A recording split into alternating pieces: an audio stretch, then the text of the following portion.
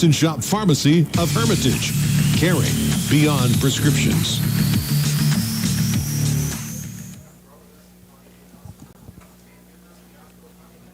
And welcome back to Grove City Sporker Field. Ryan Briggs and Chris Birch with you tonight. Andy Ryder back in the studio producing tonight's game. Grove City hosting Conneaut in the Region 3 opener for each team. Conneaut coming in at 2-1, and certainly a very explosive offense. And when you look at this Conneaut offense, you look at junior running back Zach Rice, Chris, 5'11", 175, 255 yards on only 33 attempts, so averaging 8 yards per pop. 3 touchdowns this year, but he is a guy. He has some strength. He's quick, great feet, great vision. He's a complete back. Yeah, and whenever you have a back like that, what I call them is game breakers. And a lot of times you see a team, they do all the right things offensively, but they just don't have that game breaker. Rice is a game breaker. He's the guy that can get out in space, pick up 10, 12 yards, and you have a trouble getting him down at the end. We saw a couple of game breakers here 2 weeks ago when Grove City played Meadville. So they're going to have their hands full with him, and he's got a big, strong fullback, 5'11", 240-pound Dacon Shabo that opens up big holes for him, and behind a pretty formidable offensive line too. The weights going across there are 230, 240, 235, 260. So. Big, strong guys there, and a quarterback, 6'1", 160, kind of right out of Central Casting for a high school quarterback. He can run a little bit. He certainly can throw it. So, you said it. When we match up athlete to athlete against Conneaut's spread offense, Grove City's got some great athletes back there, but Conneaut's going to match them with some very good athletes themselves. Defensively, Grove City changing up its linebacker core in the 4-4 alignment. Nathan Boyd, Anthony Nemec, Zach Rogers all starting at linebacker tonight. Rogers moved from free safety. Boyd leads the team with 23 tackles, actually. And Anthony Nemec was injured in the opener. He came back last week and now will start tonight. We'll have those starting lineups, the Penn Ohio Roofing starting lineups coming up in a few minutes. We're going to take a break, and then after that, we will visit with Grove City coach Sam Mowry. More pregame after this on Sports Radio 96.7.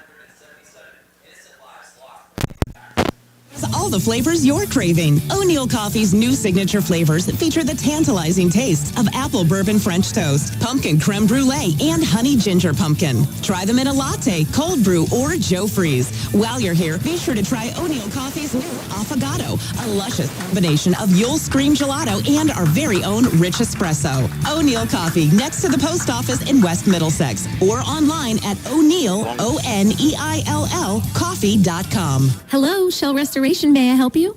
Hello? Oh, I was waiting for the beep. Or the part that tells me what button to press. Nope, I'm a real person. Great. I've been leaving messages all day to try and compare prices on my roof. Well, we can have one of our project managers call you to set up an appointment within an hour and be at your house for an estimate within 24 hours. Wow, that's service. Well, that's what we specialize in. Shell Restoration, the area's #1 roofing, siding, windows, and gutter installer. Call today for a free estimate, 800-663-8103, or look for @Shell Restoration on Facebook.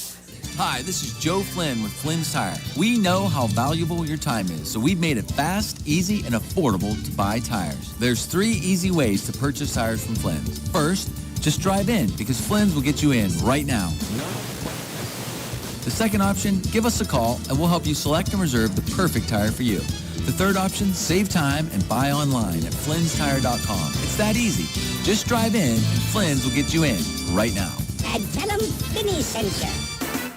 Did you know Herman's Pure Spring Water can be conveniently delivered to your home or office for free? Did you know that Herman's Water in most cases is delivered only 48 hours after being bottled? Take advantage of Herman's special introductory offer. Receive your first month cooler rental and get 2 5-gallon bottles for free. That's a $20 value with no strings attached. Herman's Water in Sharpsville since 1908. Online at hermanswater.com. Herman's Water, when taste matters. Wow, this food is delicious. Do you know how hard it is to find a bar like Vay's that has good food? Or V's. They have great drinks. And great service. And big TVs. And is a great place to stop before and after the games. No matter how you call it, Vay's or V's, when you're out with friends or looking for a place to stop before or after the games, Vay's Pub and Grill is the place for you. Open Tuesdays through Saturday with happy hour from 4:30. Pond Grill, East State Street in Hermitage. Countdown Kickoff is brought to you by the Medicine Shop Pharmacy of Hermitage. Caring beyond prescriptions.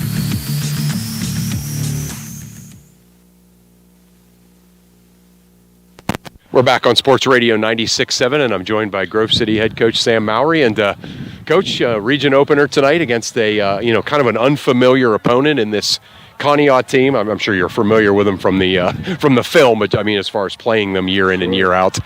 Coming off a loss up at Fort LaBeouf, just kind of what are your how do you feel like your team kind of handled that coming back this week, and getting ready for the region opener?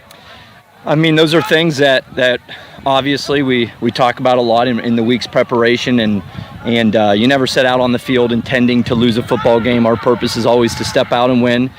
And, you look at those opportunities, and this is the things that we talk about with the boys is what great life lessons. Like, you don't want to lose a football game. You feel bad in those situations, and you go back and review film, and you get to see some of the things that we need to do better as. But the bottom line is, sometimes those things, when you look in the rearview mirror, are blessings in disguise, and you're able to deal with those positively, and that was one of our focuses this week, that it's not about screaming and yelling, it's not about blaming, it's not about complaining. We're going to enter with a positive attitude. We're going to address the things that we believe we need to improve on, and we get an opportunity to do that tonight, which is great. So, maybe you escape that game and you don't look as carefully at some of the things, and you don't analyze some of those things maybe as deeply. So, as a coach, what a great learning experience. I mean, we talk about, growth mindset and always looking for ways to be better, and we never want to be complacent. And obviously, there are some things that I can definitely do better, and things that we need to improve, and that's where we started on Monday was looking at those aspects of the game and working on those throughout the week. And now it's test day today, and get to see if we improve on some of those.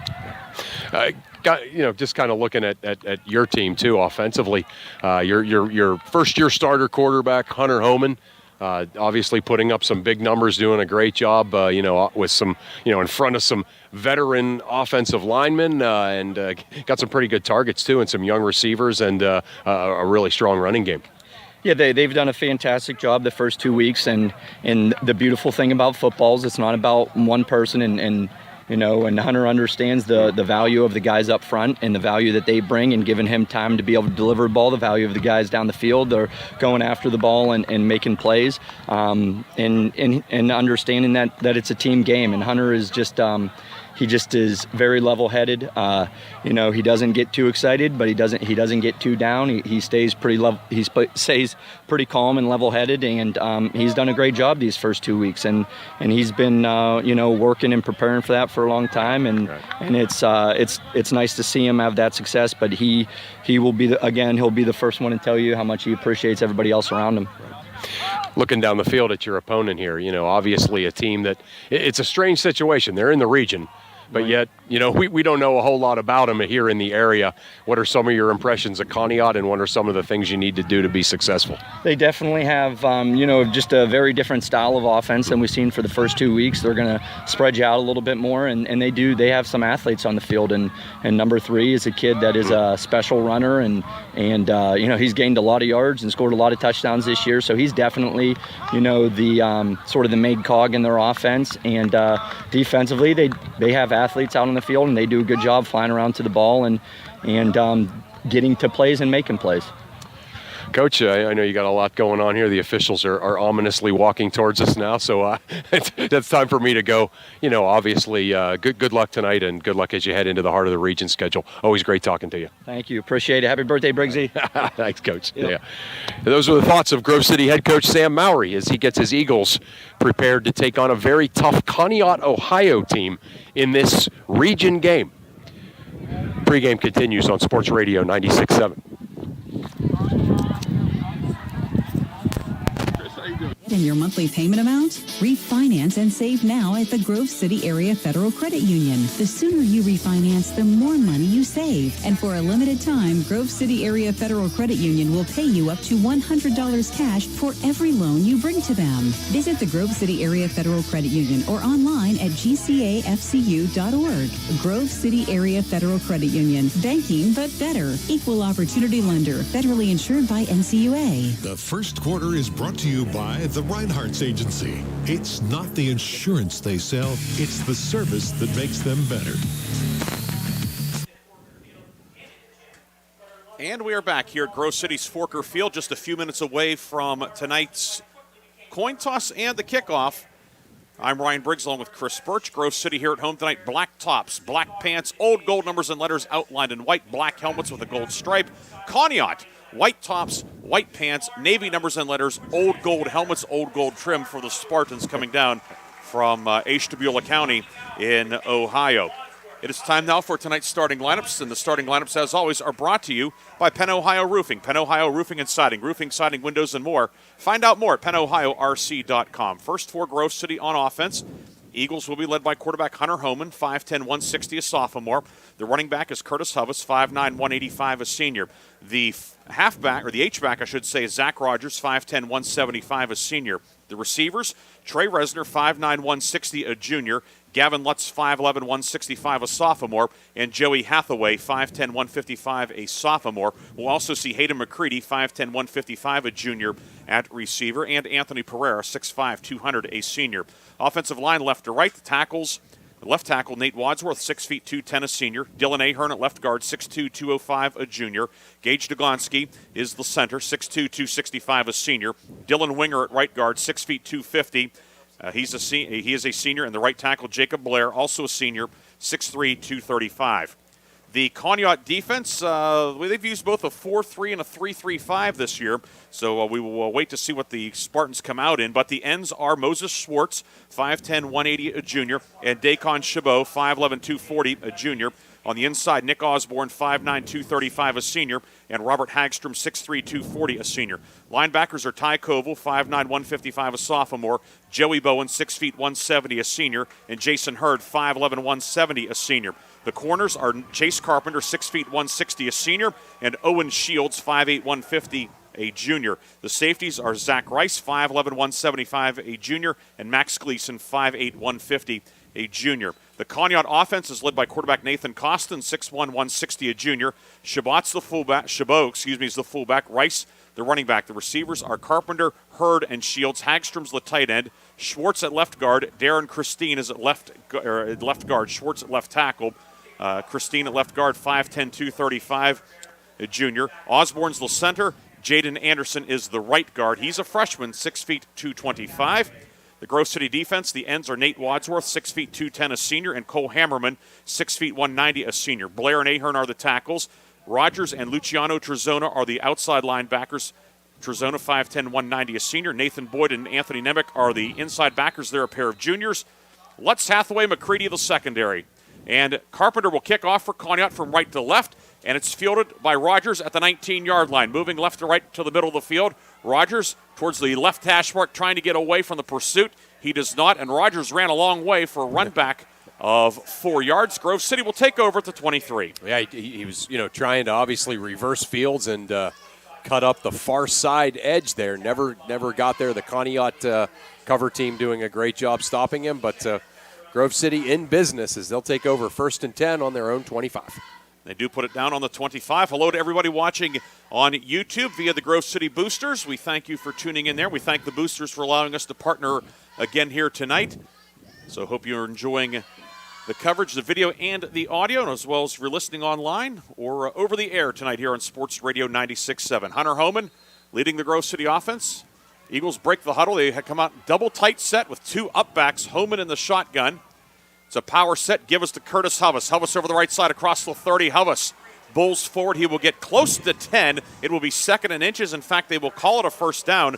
Curtis Huvis busts through for 10, brought down by Owen Shields. Yeah, what a great start for him. You mentioned the frustrations in the running game last week for this Grove City team, but they're able to get a big start for Huvis.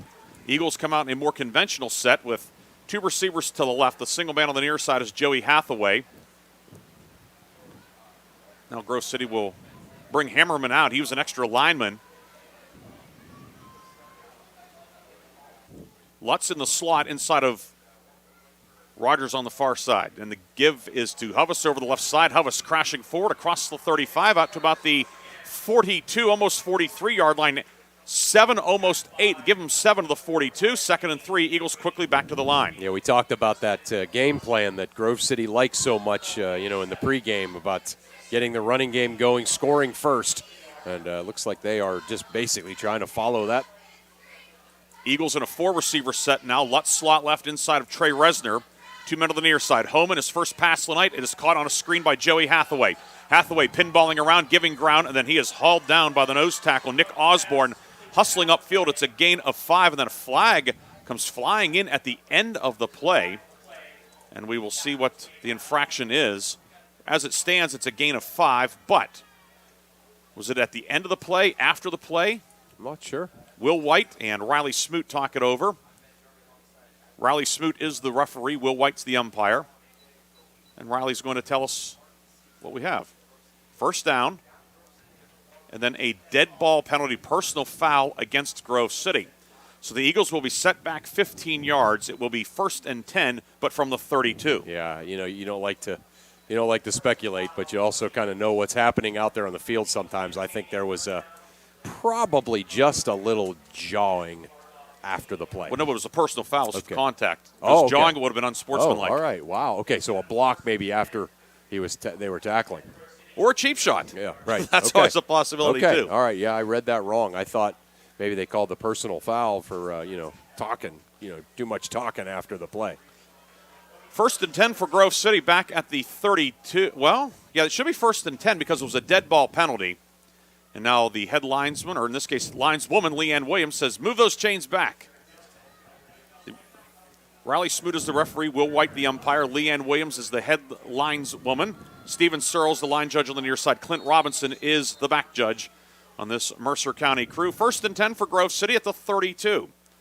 Resner wide left at the numbers. Lutz in the slot on the far hash. Near side is Hathaway at the numbers. Rogers motions from left to right. Now back to the left. 1st and 10, long count, give to Huvis. Huvis off the left side, busts through across the 35. He'll be brought down at the 38-yard line, brought down by Nathan Costin, who we did not list among the starters, but we expected to see him on defense, and we see him. He brings down Huvis, but not before he picks up 7. Yeah, Huvis, again, 3 carries already, all over 5 yards, so he's getting off to the start that exactly start he wanted to, right? 3 carries, 24 yards, comes in as Mercer County's leading rusher on the season. The big night in the opener against Meadville. He was our O'Neill Coffee player of the game. Homan in the shotgun, 2nd down and 3. Homan will give it to Huvis. Huvis hit in the backfield, breaks that tackle. Or check that. Homan kept it. Yeah. Maybe should have given it to Huvis. Yeah. Everybody fooled except the Conneaut defense, Chris. Right. Yeah, I think everybody kind of thought that he had it, but he kind of pulled it out of his belly and was going to try to kind of come down the line a little bit. And, yeah, you're right. Conneaut doing a really good job there. Loss of a yard, 3rd and 4 at the 38. Conneaut, a 4-man front. Homan is the shotgun. Huvis off his right hip in the pistol set. Rogers is a wing to the left. On 3rd and 4, Homan back the pass, throws it downfield, caught by Hathaway, stiff arms the man, stumbling forward, brought down in Conneaut territory at the 43-yard line. Grove City converts on 3rd and 4. Pickup of 19 yards to Joey Hathaway. Yeah, what a great play call, Hathaway with a perfect route, great ball thrown by Homan. Grove City picking up some tempo. Quick give to Huvis off the left side, now cutting back to his right, changing hands with the football to the 25. Huvis charging downfield. Finally brought down at the 20-yard line. A pickup of 24 yards to the Conneaut 20. Grove City is into the McCandless Ford red zone. McCandless Ford, Mercer, and Meadville. And just like that, the Grove City offense on a roll here. Great pass play to Hathaway, and now Huvis rolling. And Conneaut will take a timeout with 8:49 to go in the first quarter. Grove City on the move. Eagles have 1st and 10 at the 20 when we come back. No score here on Sports Radio 96.7. get to know you by name, and understand your health and health needs as if they were our own. What's more, we regularly sponsor health screenings and events to help keep you informed of your health and the most current health advancements. Of course, we also provide a full range of health products, prescriptions, over-the-counter medicines, and health supplies. So what's become of the neighborhood pharmacy? Well, if your idea of a pharmacy is more than health products, also health professionals who take the time to know you and your health needs, your pharmacy is right here at the Medicine Shop. The first quarter is brought to you by the Reinhardt's Agency. It's not the insurance they sell, it's the service that makes them better. First down and 10 for Grove City at the Conneaut 20. Eagles on the move. This is the 8th play of the drive, along with Chris Birch. Ryan Briggs here just underway in the Region 3 opener for each team. Grove City took the opening kickoff and has moved to the Conneaut 20. Kind of on the outer edge of John Hake's field goal range here, but no doubt Eagles thinking 7. Right. Now on 1st and 10, give to Curtis Hovis over the right side. Hovis to the 15. Hovis is brought down about the 13-yard line. Zach Rice jumped on his back and finally brought him down, but not before. Curtis Hovis able to bull forward for 7 down to the 13-yard line. Yeah, I love it, Ryan. Every time they're just giving him the football to see if Conneaut can stop him, and up to this point, they have not been able to stop him. So this is exactly what they want to do here. This is exactly what they want to establish. 2nd down and 3 at the 13. Hathaway wide right. Rogers wing right. Lutz slot left inside of Resner on the far side. The give is to Hovis, winding his way over the left side. Now cuts back to his right. Hovis inside the 5, fighting for the goal line, and he will be marked down inches short. It's a pickup of 12. 1st and goal, Grove City. Great, just absolutely some great blocking over on the left side of the line. Gage Deglonsky, Dylan Winger just opening that huge hole. 1st and goal, and Grove City will slam it in. Curtis Hovis going up the gut, caps off the drive. A 10-play, 75-yard drive, and Grove City has a 6-0 lead. Yeah, just another great surge by the offensive line on that short run play. Wadsworth and Ahern over there on the O-line, and just like that, Grove City scripts a perfect opening drive, resulting in a touchdown. John Hake on to attempt the extra point. Homan is the holder. Kicking at the goalpost to the right towards the field house here. The lefty soccer-style kicker puts this one up, and the conversion is good. 7-0. Grove City has the lead. 8:27 to go in the first quarter. We'll get our first look at the Conneaut offense when we come back on Sports Radio 96.7.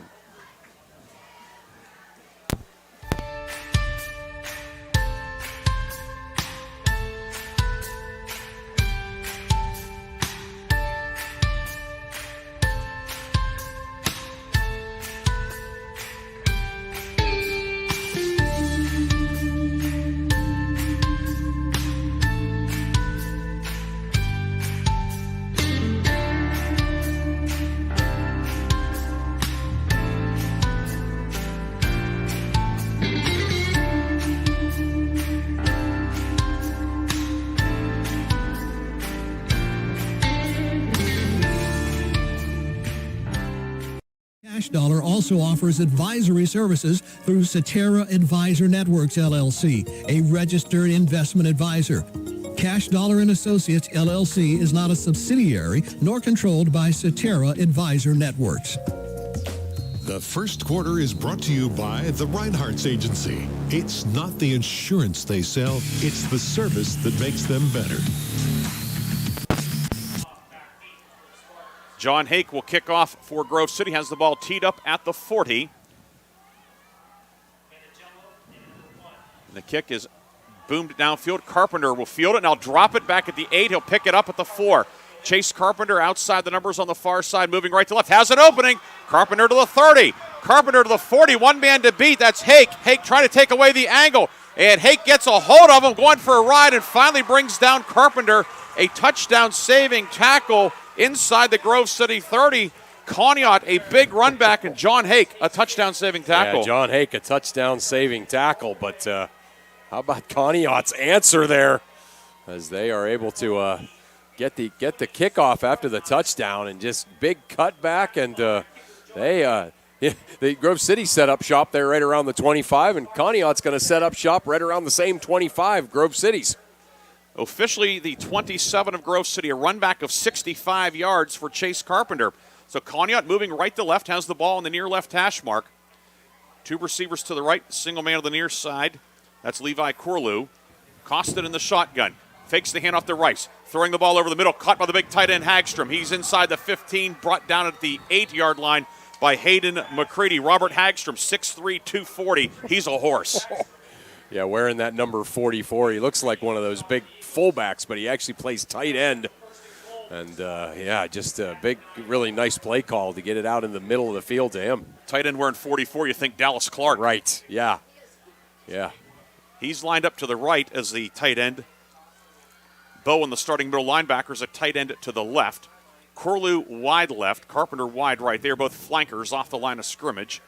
Costin in the pistol with Rice behind him. The give is to Rice, winding his way off the right side, trying to bounce outside. He is cut down out on the perimeter after a pickup of a yard on the play as Gavin Lutz chopped him down. Yeah, Lutz, what a great job, kind of not letting him get the edge.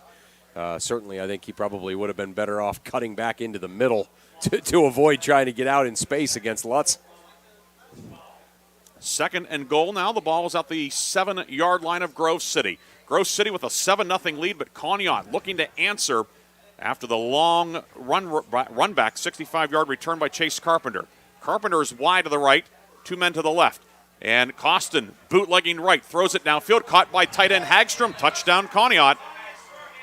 So the Spartans have answered quickly, a 7-yard touchdown pass from Nathan Costin to Robert Hagstrom. First touchdown of the year for Costin, first score of the year for Big Hagstrom, and it's 7-6 with 7:07 to go in the first quarter. Yeah, they must have saw something on film that they were going to be able to get their tight end across the middle. 2 big pass plays to him, and Conneaut answering right back. They've cut this lead to 7-6 with the point after yet to come. Carpenter will attempt the extra point. He is 5 of 8 on PATs this year. Jason Hurd is the holder. Drive 3 plays, 27 yards. It uses 1:05. Snap is good. Hurd puts it down. The kick is up, and it is good. Carpenter ties the game. He set up the score, and then he adds the extra point. 7:07 to go in the first. We're tied at 7 on Sports Radio 96.7.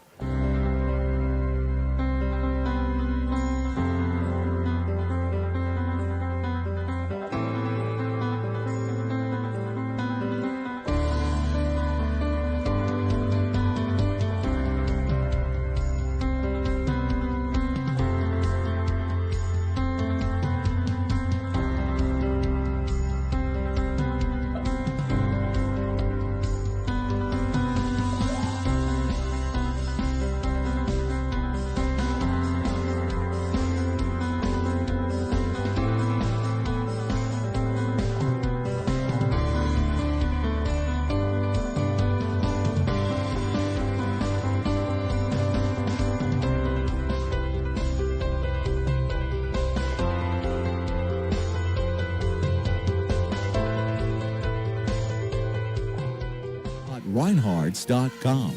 The first quarter is brought to you by the Reinhardts Agency. It's not the insurance they sell, it's the service that makes them better. Kickoff by Carpenter, fielded by Grove City's Zach Rogers at his own 17. He'll bring it upfield across the 30, spins away, and finally brought down at the 37-yard line. Run back of 20 yards for Grove City's Swiss Army knife, Zach Rogers, and Grove City will have pretty decent field position, looking to answer the Conneaut game-tying score. Yeah, good job by Rogers. Again, pretty good field position for Grove City, still in their own territory, but out to the 37. So let's see what they do as an answer now, as both teams scoring on their first possessions of the game. Ball on the near right hash as Grove City moves left to right. Homan in the pistol with Huvis behind him. Hathaway wide right, Lutz and Resner wide left. And the give is to Huvis. Huvis over left guard, stumbles forward, gets to about the 40. Bowen, the middle linebacker, brings him down. Pickup of 3 for Curtis Huvis. Already 8 carries, 71 yards for Huvis. Yeah, I mean, they are just saying to Conneaut, we don't think you can stop him behind our offensive line. And so far, they've been right. Lutz slot left. He's on the far left hash mark. Resner out at the numbers on the left side. Hathaway at the numbers here on the near right side. On 2nd and 7, Homan out of the shotgun, gives it to Huvis. Huvis is hit, and he will be dumped right there by Darren Christine, the defensive lineman in there. And when Christine gets his hands on you, you're going down. He went 10-5 at 220 pounds last winter, Chris. Wow, yeah.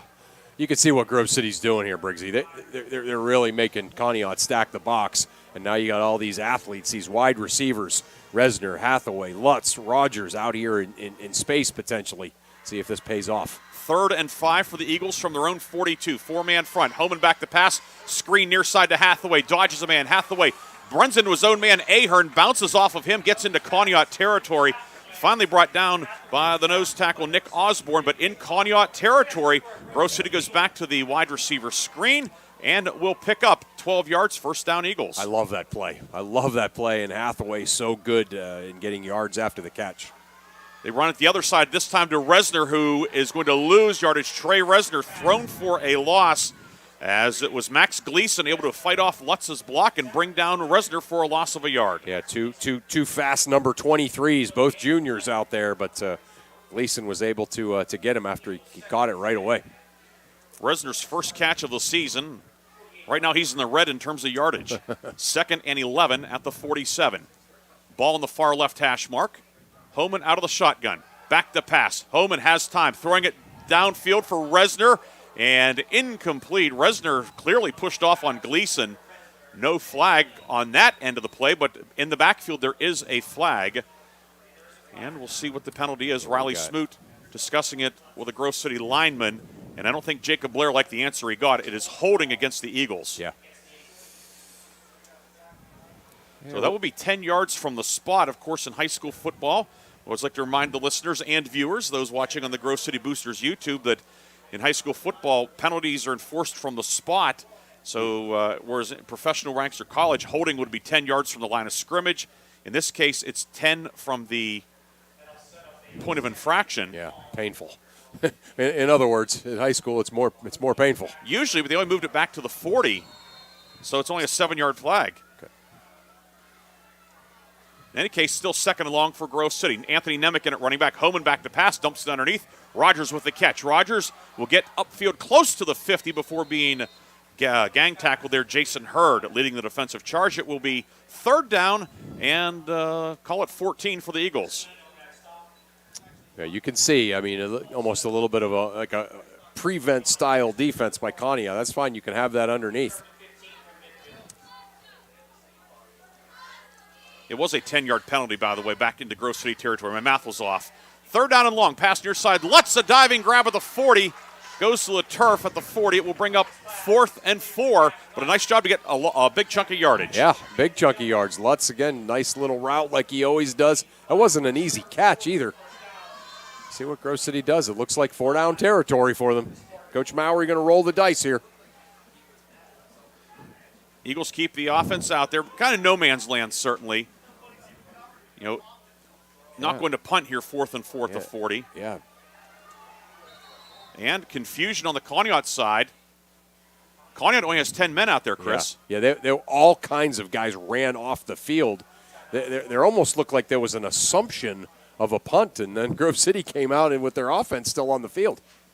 Grove City has 4th and 4 at the 40 with 4:02 to go in the first quarter. 7-all. Grove City and Conneaut, Ohio tied here at Forker Field. Don't forget, after the game, we'll have the O'Neill Coffee Player of the Game and the Lock, Stock, and Barrel Play of the Game. That, of course, coming up in our post game. At halftime, we'll have the Lock, Stock, and Barrel halftime update. And, Chris, do we have any early updates to pass on? Nothing yet, Briggsy, but I will work on those feverishly, that the next time you come to me, I will get you some. Well, I see if I may be able to come up with one here for you. All right. The game on 790 WPIC. Sharpsville hosting Greenville at West Middlesex. Zach Tidrow, 83-yard touchdown run. Sharpsville leading Greenville 7-0 early on. Hey, we were impressed with that Sharpsville team last week. They're going to have a very good season, I think. 4th and 4 for Grove City at the Conneaut 40. Ball in the near right hash mark. Resner and Lutz to the left with Lutz in the slot. Rogers slot right inside of Hathaway on the short side of the field. Huvis back in at running back. 4th and 4. Conneaut a 4-man front. The receivers and backs look to the near sideline for the signals and signage. Might mean something. It might not. 4th and 4. Homan pumps again, throwing the ball downfield, and incomplete. Resner went up for it, had a hand on it, couldn't bring it in.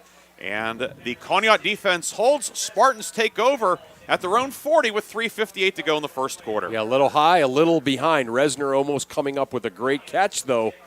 And so Conneaut, after the touchdown, they will hold and they will get the football back with pretty good field position, setting up shop on their own 40. Conneaut moving right to left in the all-white jerseys, navy blue numbers and letters, old gold helmets, old gold and navy trim. Grove City black tops, black pants, old gold numbers and letters outlined in white and gold trim. 1st and 10 for the Spartans. They will have a 4-receiver set, 3 receivers to the right on the wide side. Corlew singled up here on the short side of the field. Costin in the shotgun with Rice behind him. And Costin play action, throwing it downfield, and is caught by Hurd at the 45. Hurd will be brought down by Rogers at the 46. Pickup of 6 on the quick pass as Hurd making the catch underneath. Hurd is 3rd catch of the year. Yeah, these teams, in a lot of ways, it seems like they're athletes, they're skill guys, very mirror images of each other, right? All about 5'9", 160, fast. Pickup of 6, 2nd and 4. Conneaut needs to get to the midfield line for a first down. Double tight set, and this time they give to Rice. Rice to the right, now cuts back to his left. Bursts through the hole, has the first down, and a few more yards. He'll be stacked up by the Grove City defense there. McCready comes in and finishes him off. Trezona in there along with Hammerman.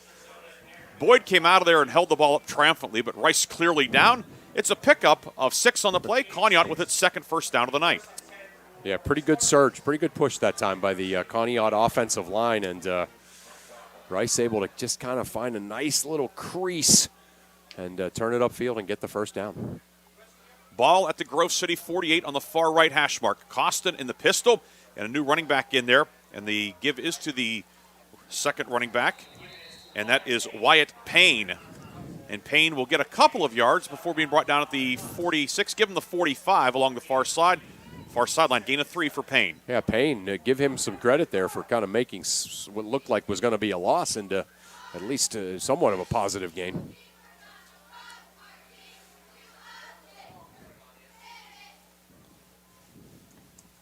Payne to the 45 of Grove City, 2nd and 7. Conneaut stays in the 2 tight end set, receivers to either side. Handoff will go to Rice. Trying to get around the left side. He is in trouble. He gets away from one man, but cannot get away from Anthony Nemec. Leading the defensive charge, Nemec in there, amongst others for Grove City. We see Ahern also on the stop. It's a loss of 2, almost 3, bringing up 3rd and long. See, that's kind of the spread version of the jet sweep, and the problem with that play is there's no misdirection whatsoever. Grove City not fooled. Rice wasn't going to turn the corner there. Really well defended by Grove City. Rice trying to run the daylight, and there was none. No daylight at all. 3rd and 9 for Conneaut. First 3rd down opportunity of the night for the Spartans. Costin out of the shotgun, rolling right to the wide side of the field. On the run, throwing it downfield. It is caught by Mandangelo downfield. He has enough for the first down, but there's a flag behind the play thrown by referee Riley Smoot. It is holding against Conneaut. It is going to wipe out that 12-yard gain, and the Spartans will have 3rd and long. Yep. And you can see both of those holding plays, kind of mirror images of each other, or just a quick drop. But Mr. Smoot seeing a hold. So in both cases, and will be marked off 10 yards from the penalty, which was in the backfield. And the ball's going to be put down inside the Conneaut 40. And umpire Will White has the football, and it looks like they're going to put it down on the 40-yard line of Conneaut. A 13-yard penalty. It is 3rd and 22 for Conneaut. That wipes out a first down gain. Yeah, that's a tough one. 4 receivers set, 2 men to either side for Conneaut on 3rd and 22. Costin throws it downfield, caught by Carpenter. It's a lateral now to Rice, and Rice knocked out of bounds near midfield. Well, you wonder if they run that to the wide side of the field, Chris, if there would have been some more room with which to work. Yeah, it was a well-executed play, the old hook and ladder. But, they ran it to the short side of the field, and Rice goes out of bounds. So it's a gain to the Grove City 48 in total, a pickup of 12. But it's 4th and 10, and will Conneaut punt? They don't have a punter out there unless it's going to be Mandangelo, who is he was the opening night quarterback for Conneaut. Yeah, I don't know what they're going to do. He's going to punt. Yep. It's a quick kick, and he kicks it pretty much straight up in the air. It's going to hit and then bounce backwards upfield, and then Mandangelo actually downs it at the 41. It's not a good sign when the punter's able to down his own kick. Right, and you can see a little frustration there. He actually tried to kick it again as it came right back to him, almost like a soccer player running down the field. But, yeah, it's a bad sign when your punter downs it, and it's also a bad sign when the ball doesn't get over the first down marker on 4th and 10 when you're punting.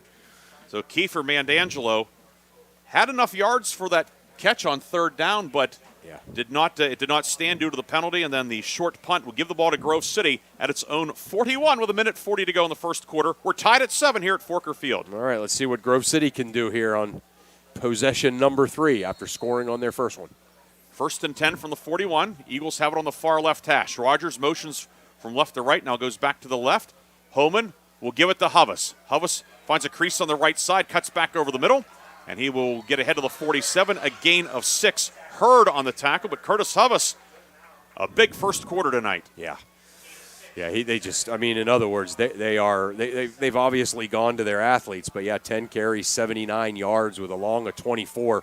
They're just kind of driving it down Conneaut's throat with a whole lot of Curtis Huvis. 2nd and 4, Homan option pitch to Huvis over the right side, has the first down some more. He is knocked out of bounds in Conneaut territory at the 45. 8 more for Huvis, and the Eagles pick up their 7th first down of the night. Yeah, he's again,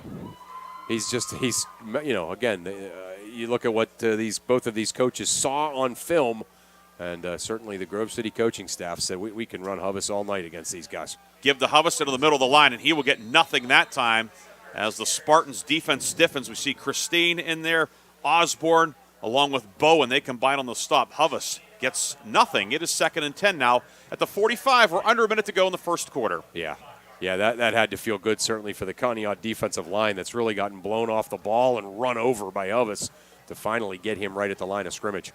Resner wide left on the wide side of the field. Lutz slot to the right inside of Joey Hathaway. Rogers is an up back behind the left guard.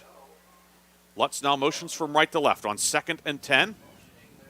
Homan keeps it. Homan over the right side. Homan upfield to the 40 to the 35. Breaks a tackle by Hurd. Homan to the 25. Picks up 20.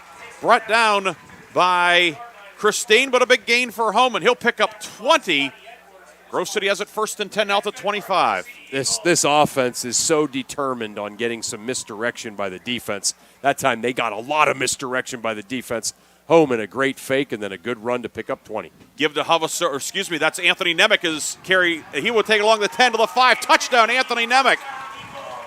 Nemec snuck in there and stuck it along the near sideline, rumbling 25 yards, and Grove City retakes the lead with 11 seconds to go in the first quarter. Yeah, again, very impressive looking drives here for Grove City, scoring on their 1st and 3rd possessions. That time, kind of a lot of Huvis, but a couple of great plays there at the end to get them into the end zone.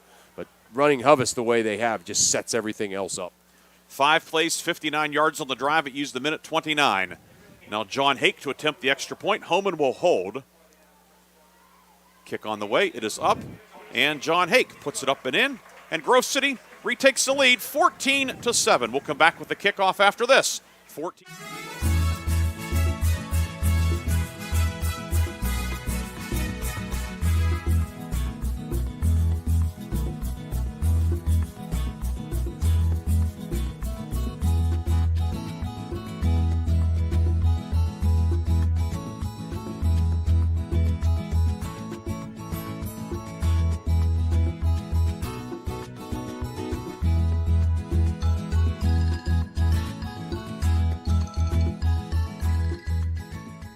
or 588-7610. St. Paul's provides equal housing opportunities.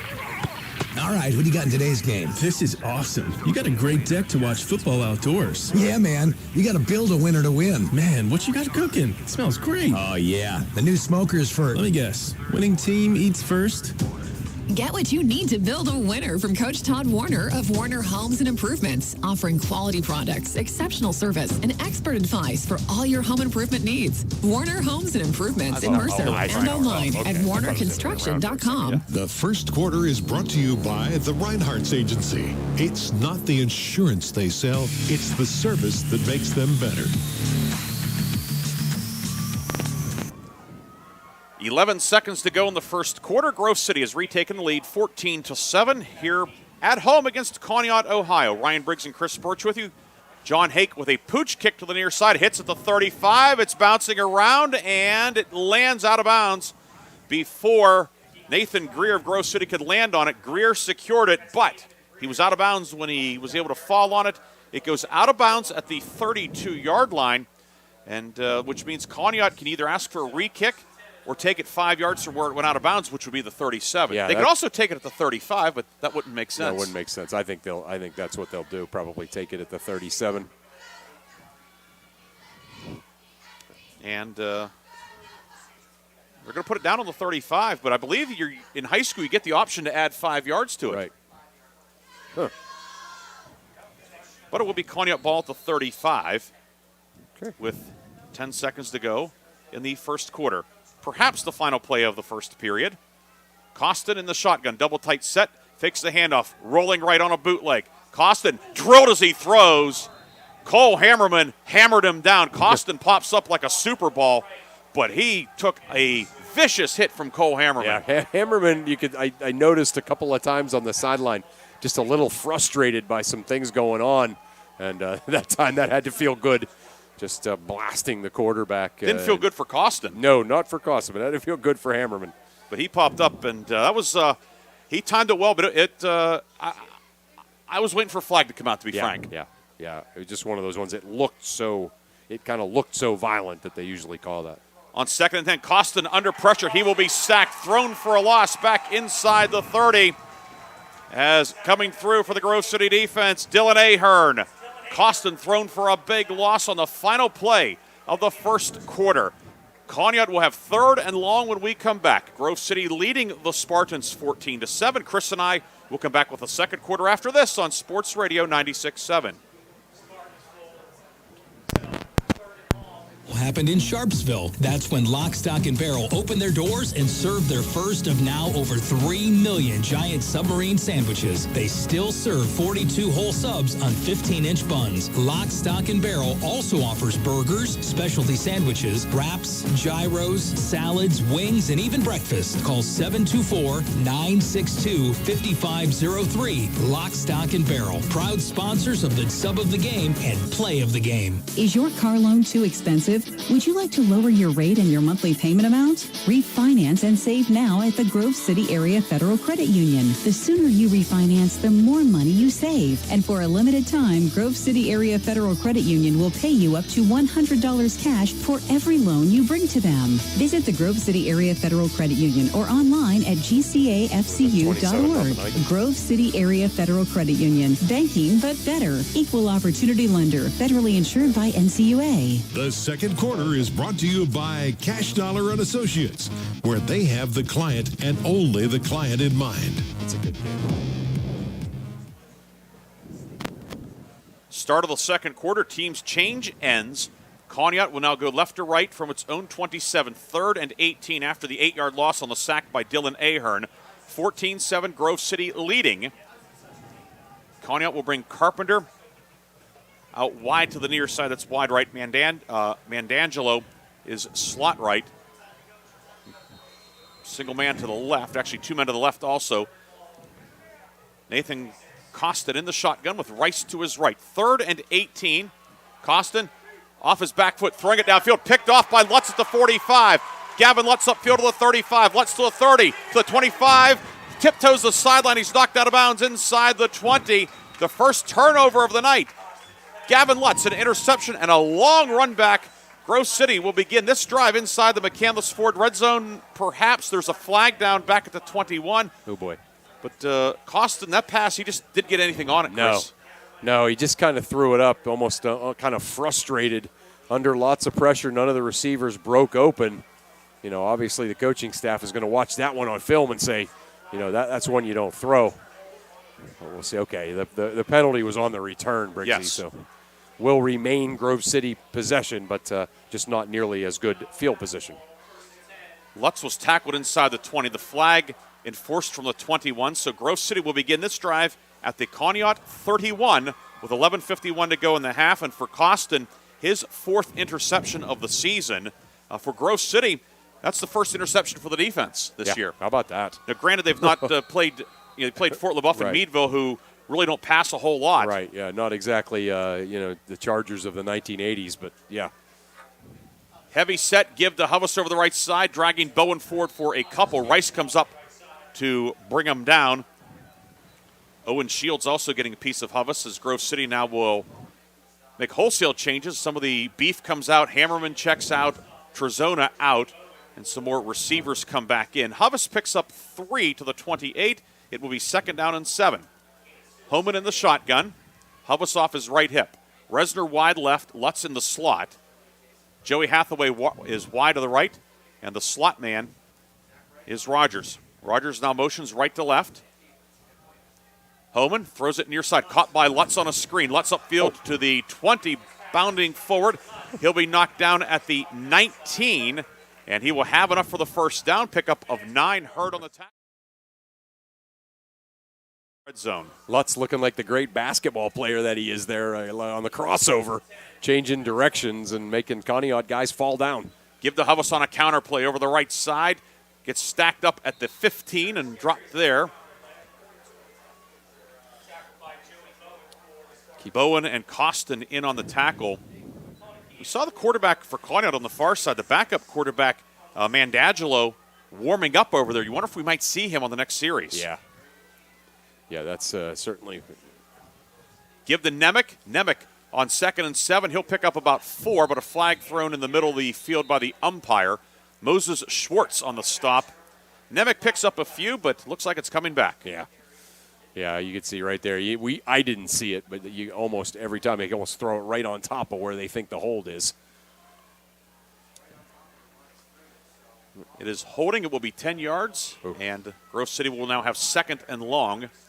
Ahern back in for Grove City. Tommy Rogers checks out on the offensive line. Yeah. Give Nemec 2 to the 20 to the 13, and then the hold will set the Eagles back 10 yards to the 23, and it will be 2nd down and 14. Dr. Brendan Smith, the principal, he puts the pal in principal. He's here. It's always great to see him. Talk about a coach that liked to throw the football around when he was at Slippery Rock. Oh, yeah.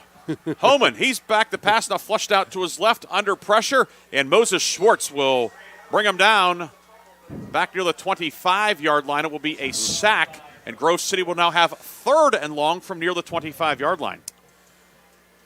Yeah, we've seen it. Certainly Grove City has picked up big chunks of yards. They've done kind of what they wanted to do offensively, but this Conneaut defense, very capable.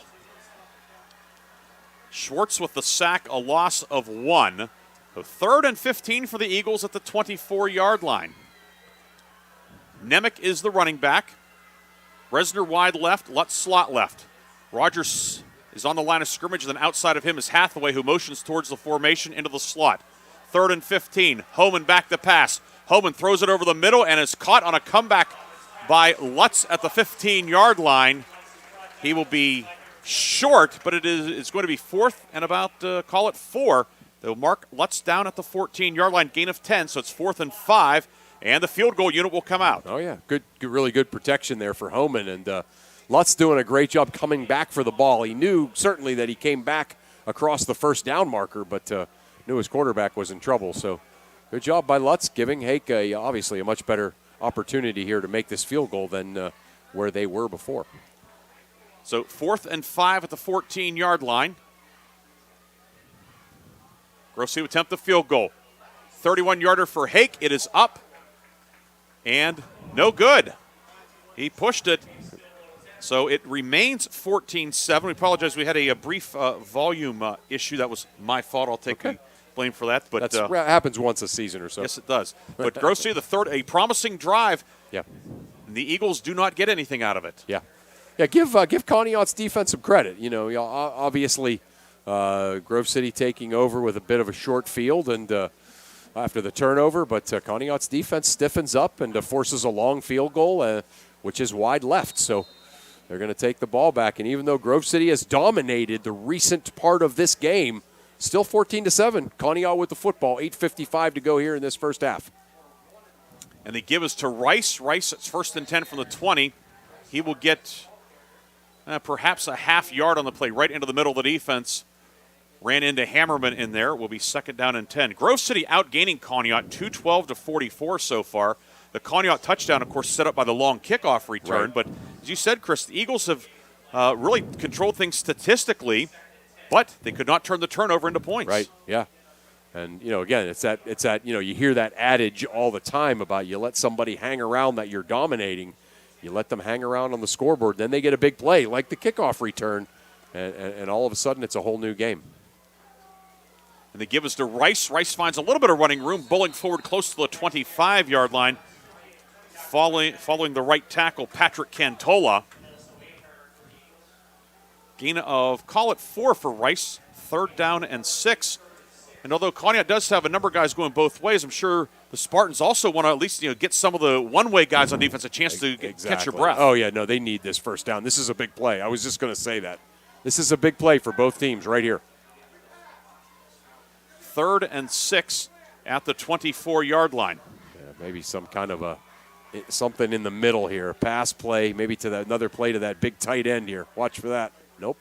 And the give is to Rice, trying to find running room. Looking to bounce outside. Rice is going to be knocked out of bounds by Hathaway along the far sideline. Mandangelo, the quarterback on this series, was out there trying to throw a block for him, and Rice needed one more block, didn't get it. He'll pick up 3, and it will be 4th and 3 at the 27-yard line, and looks like the punt unit will come out, although Mandangelo is the punter also. He'll stay in there as the quarterback or punter. Right. And Grove City has to keep the base defense out there. You a little surprised, Ryan, that they didn't run some kind of a slant play or something to the tight end? They had the backup quarterback in, though. Yeah, true. And one-step kick away, and he got a hold of this one. Hayden McCready will go back, watch it bounce. It bounces straight up in the air, and then will roll downfield a few more yards to the Grove City 31. 42-yard punt, a net of 42. 7:17 to go in the first half. It's 14-7 Grove City. Eagles begin this drive with their own 31. Yeah, Mandangelo, of course, that kind of awful shanked punt the last time. That time getting all kinds of foot into it, and much better job for Conneaut as Grove City will take over again, 1st and 10 on their own 31. Dominating this football game statistically and time of possession and everything else, but still a 14-7 game. They'd love to get another touchdown right here. This will be Grove City's 29th offensive play of the night. Conneaut 14 offensive plays. Lutz, slot left inside of Resner. Hathaway wide right. Homan in the shotgun. Homan, turn. Give is to Huvis, and Huvis will get perhaps a yard, but no more as he ran into the teeth of the defense. Robert Hagstrom, the defensive tackle. We called him a lot on offense at tight end, but he's a pretty solid guy up front too. Yeah, he's a really good football player is what he is. You can just tell, kind of stomping around out there with that number 44 shirt that's too small for him and his big muscles. So, 6'3", 240. And every bit of both he's put together. Yeah. He's put together a good game so far. 2nd and a long 9 for Grove City.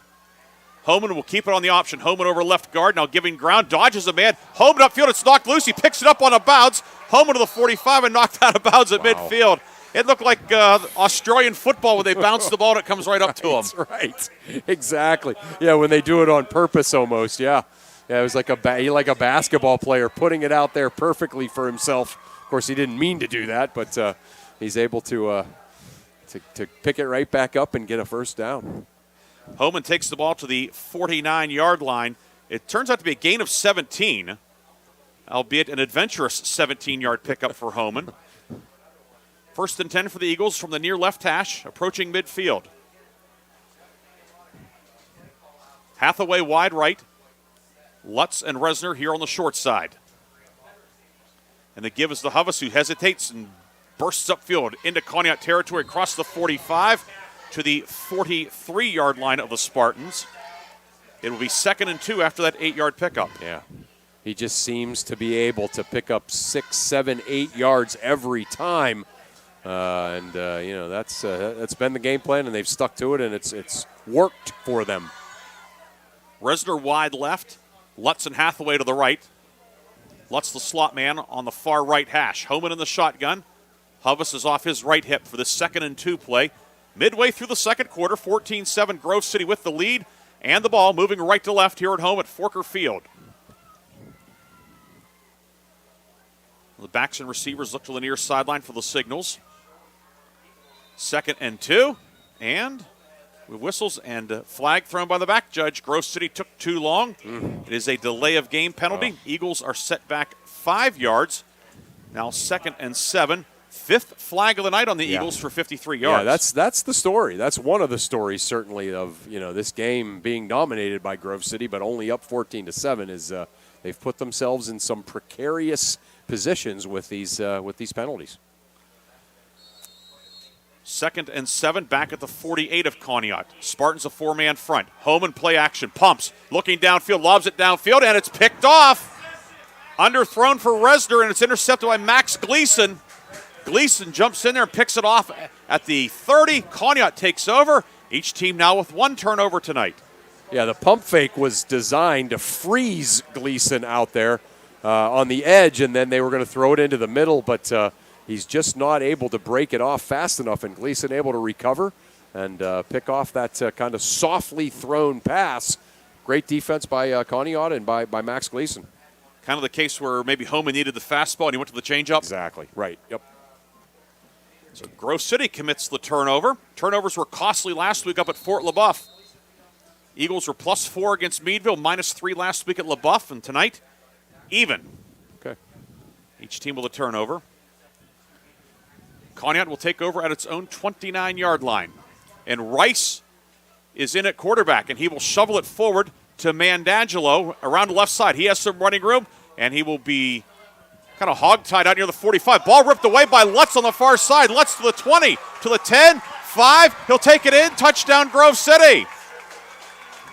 The Eagles ripped it out of there, and Lutz will run it in for the touchdown. That looked like McCready was just going to tackle him out on the edge for a short gain. And Lutz making a big play on defense, ripping it out of his hands and taking it into the end zone. And I guess you can almost maybe say that things are evening out a little bit. As Grove City, seems like Grove City should have scored a couple of more times than they have. But that one, they are literally and figuratively able to steal a touchdown. And go up 20-7 with John Hake back out to attempt the extra point. Rice was in at quarterback and threw a shovel pass to Mandangelo. And he had some yardage, got up to about the 35-yard line, right. Was stacked up on the far sideline, and then all of a sudden you see Lutz running out of there with the football. Just strange, you know. Kick on the way. It is up. And Hake, 3 for 3 tonight. And Grove City with a defensive touchdown. First defensive score of the season for the Eagles. That doubles the lead. It's 21-7 with 5:20 to go in the first half. Chris and I will come back with the kickoff on Sports Radio 96.7.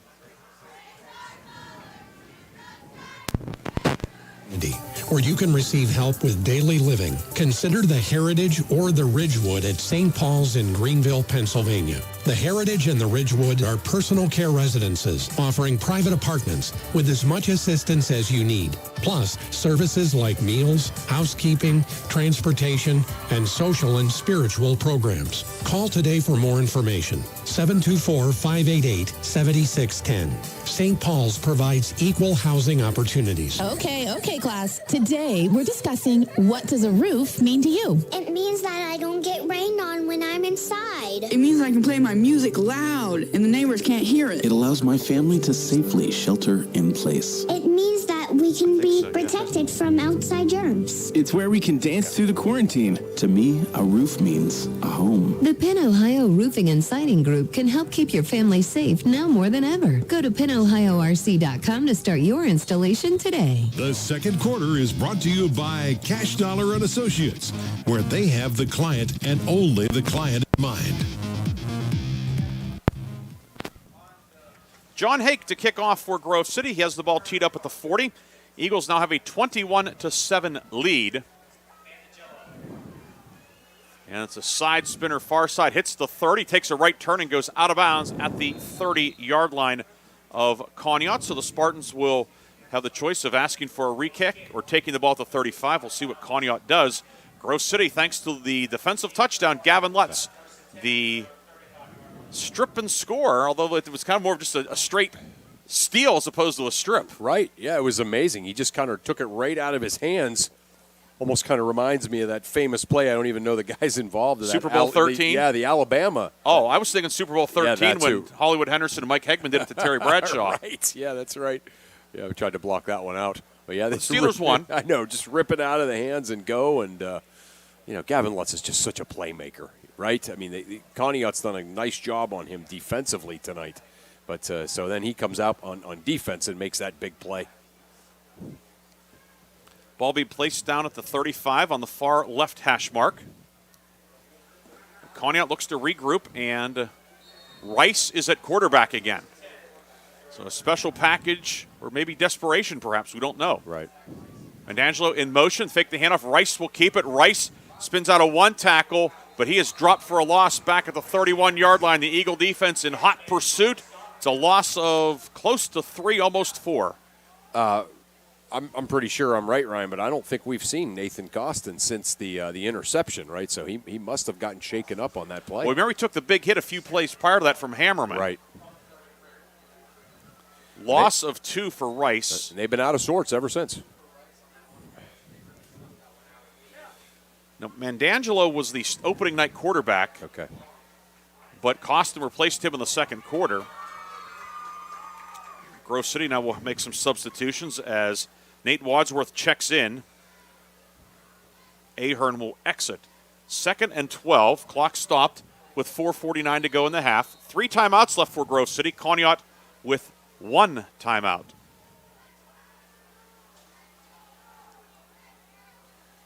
Mandangelo back at quarterback, keeps it on the option, runs into Hammerman, and then Nathan Boyd finishes him off. It's a short pickup on the play to the 34.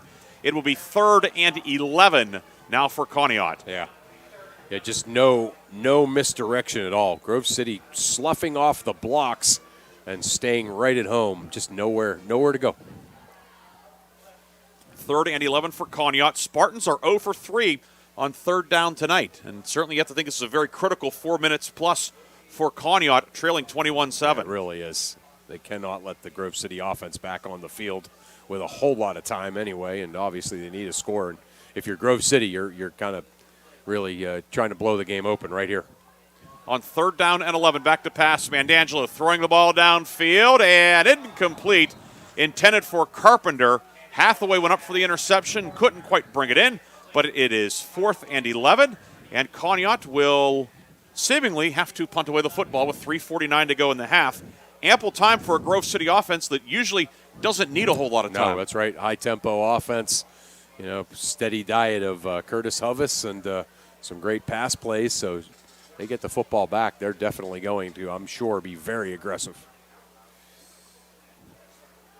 Hathaway and Rogers deep for Grove City back at the 33-yard line. Mandangelo barking out some signals. He's been the punter tonight. He's had 1 good one and 1 not good one. And he will now take off and run it. It's a fake, trying to get around the right side, looking for room, and he's chopped down by Gavin Lutz at the 35-yard line. A gain of a yard, and Grove City will take over with tremendous field position.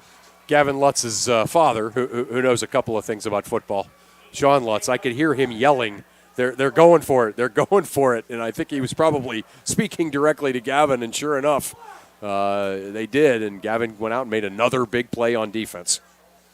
And Grove City will take over at the Conneaut 35-yard line. Oh, no, they'll put it on the 36. Either way, Grove City with a chance to really break things open here before halftime. Yeah, I don't know about that. I don't know about the timing of that fake punt for Conneaut. 1st down and 10. Give to Hovis. Hovis slams into the pile. Bowen gets a hold of him, but Hovis will drag him forward to the 31. Pickup of 5 for Curtis Hovis, who is now over 100 yards tonight. Yeah. was actually over 100 before that carry, but 17 carries, 107 yards here in the first half. Yeah, he's been unstoppable, but I think he would be the first to tell you that it's the offensive line that's just snow plowing up the field, and he's just able to get out into space and run people over. Give to Hubbs over the left side, gets a block from McCready inside the 25 and knocked out of bounds by Hurd is Hubbs, but close to 7-8 more. Yeah, just a great push again for the Grove City offensive line, and Hubbs is just having a night, picking up another first down as Grove City closes in here on a what they hope is a fourth score. Eagles now 250 yards of offense. Give to Hubbs. He is hit in the backfield trying to get away. He gets away from the initial wave. 21-yard line brought down by Max Gleason. Hubbs able to turn a negative gain or a negative play into a short gain. Yeah, I mean, you know, he's certainly that guy that these guys just don't want to tackle, right? I mean, I'm not saying that they're not, you know, trying to tackle him, but he's not fun to tackle. Give to Hubbs on the left side. It's punched loose. Fumble on the play. Grove City will recover it back at the 29-yard line. As coming up with the recovery is Nate Wadsworth, the left tackle. Would have been a huge break for the Conneaut defense. The ball punched out of there, and it will be a loss. Grove City now facing 3rd and long back at the 29. Yeah, Wadsworth, a great job. That was really good hustle by him. He just kind of beat everybody to the football, dove on it, and turns a disastrous play into just a bad play. Loss back to the 29, 3rd and 16. 2 minutes to go in the half. Hathaway motions from right to left into the slot. Homan back to pass. Homan will throw it downfield, and it is caught. Touchdown, Gavin Lutz. Lutz, a leaping grab on the far side. 29 yards, and Grove City extends the lead to 27-7. How did he catch that ball?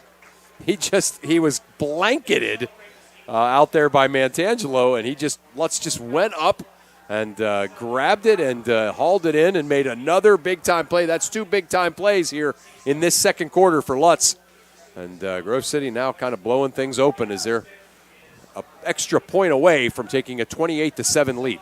And Lutz can come over and celebrate it. He had been the snapper for extra points and field goals until this week. So he can come over and get the high fives and back slaps. Yeah, he looks like he's catching his breath a little bit too. Nolan Rennick is the new snapper. He snaps a good one back to Homan. Homan puts it on the tee.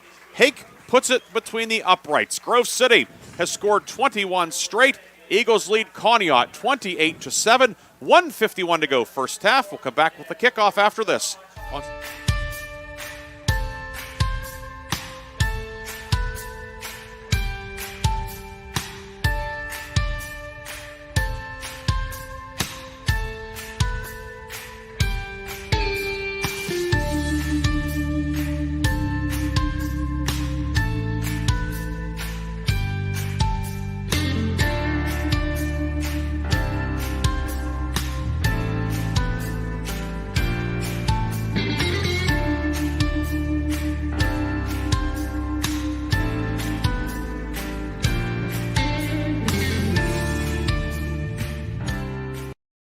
There's 3 easy ways to purchase tires from Flynn's. First, just drive in because Flynn's will get you in right now. No appointment necessary.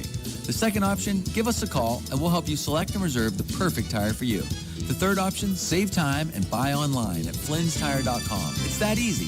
Just drive in and Flynn's will get you in right now. And tell them Finney sent you. The second quarter is brought to you by Cash Dollar and Associates, where they have the client and only the client in mind. John Hake to kick off.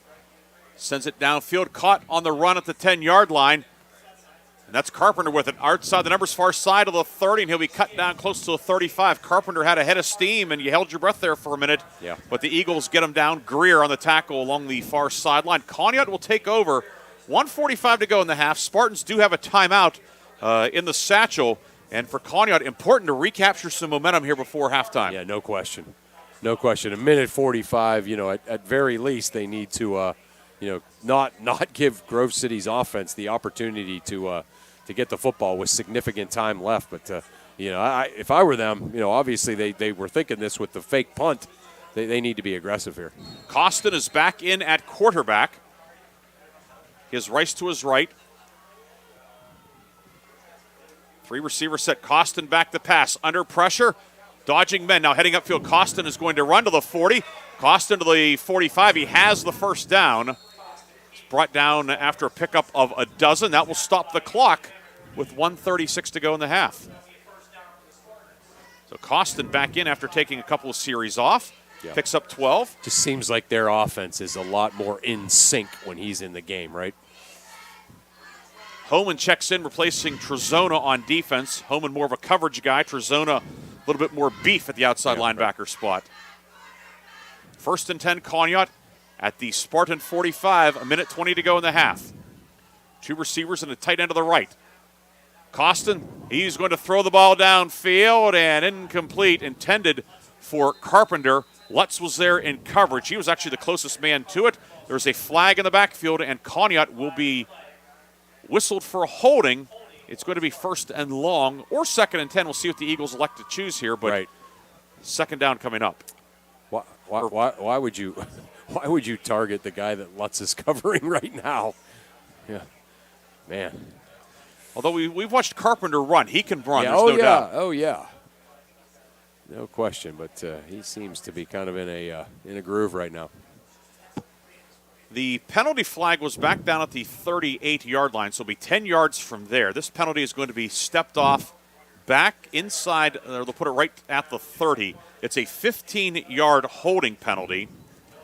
So 1st and 25 now for Conneaut, and the clock is stopped with a minute 12 to go in the half. Hagstrom tight to the right, 2 flankers outside of him on the wide side of the field. Costin rolling right to the wide side, looking, throwing on the run, and nearly intercepted by Boyd. Hit him in the hands. He undercut Hagstrom. Shields was wide open on the near side. Costin didn't see him. I don't understand. Yeah, that was certainly would have been the safe play. They would have picked up 6 or 7 yards. Instead, trying to go at these talented, athletic Grove City defensive back secondary. Brings up a very manageable 3rd and 25. No, 2nd down. Oh, it should only be 2nd. Okay, 2nd. All right, that's right. Yeah, with the penalty. That's right. I was tacking on the yards, but not taking away the down. Down box says 3, though. Yeah, they did the same thing. Grove City sideline thinks it's 3rd, but it should only be 2nd down. Right, yeah, I know. So it's good to see they made the same mistake I did, at least, the guys on the sticks. And now moving up front, Grove City jumps into the neutral zone. That will give Conneaut a quick 5, so now it becomes 2nd and 20. Or no, before that we have a timeout. Conneaut takes timeout, so no penalty. Oh, boy. But we do have a timeout taken by the Spartans. They take their final timeout with 1:06 to go in the half. Grove City leading 28-7. We'll come back with Conneaut's 2nd down play after this on Sports Radio 96.7.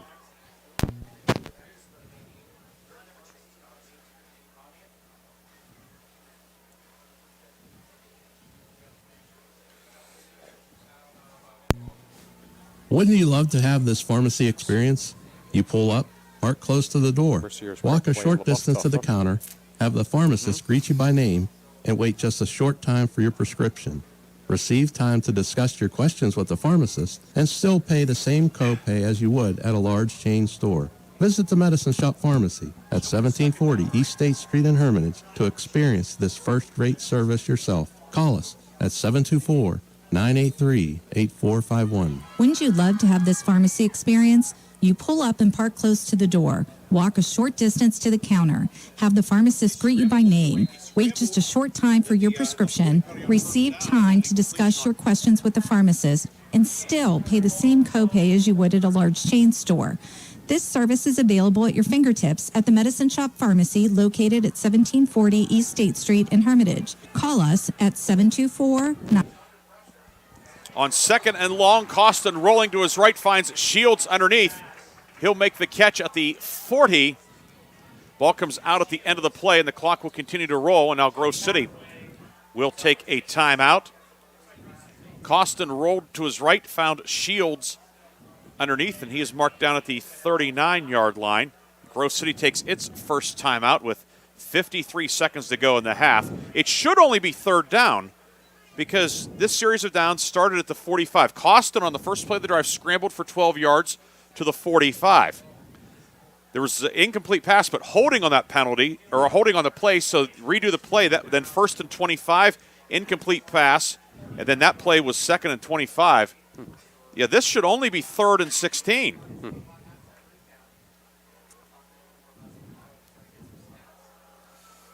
There is nobody in the stadium thinks that, though, so it is a 4th and 16 choice here for Conneaut with. I mean, Grove City has its punt team out there defensively with returners Rogers and Hathaway. Yeah.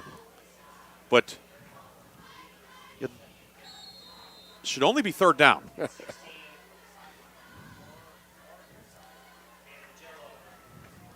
Mandigello to punt. Kick is away.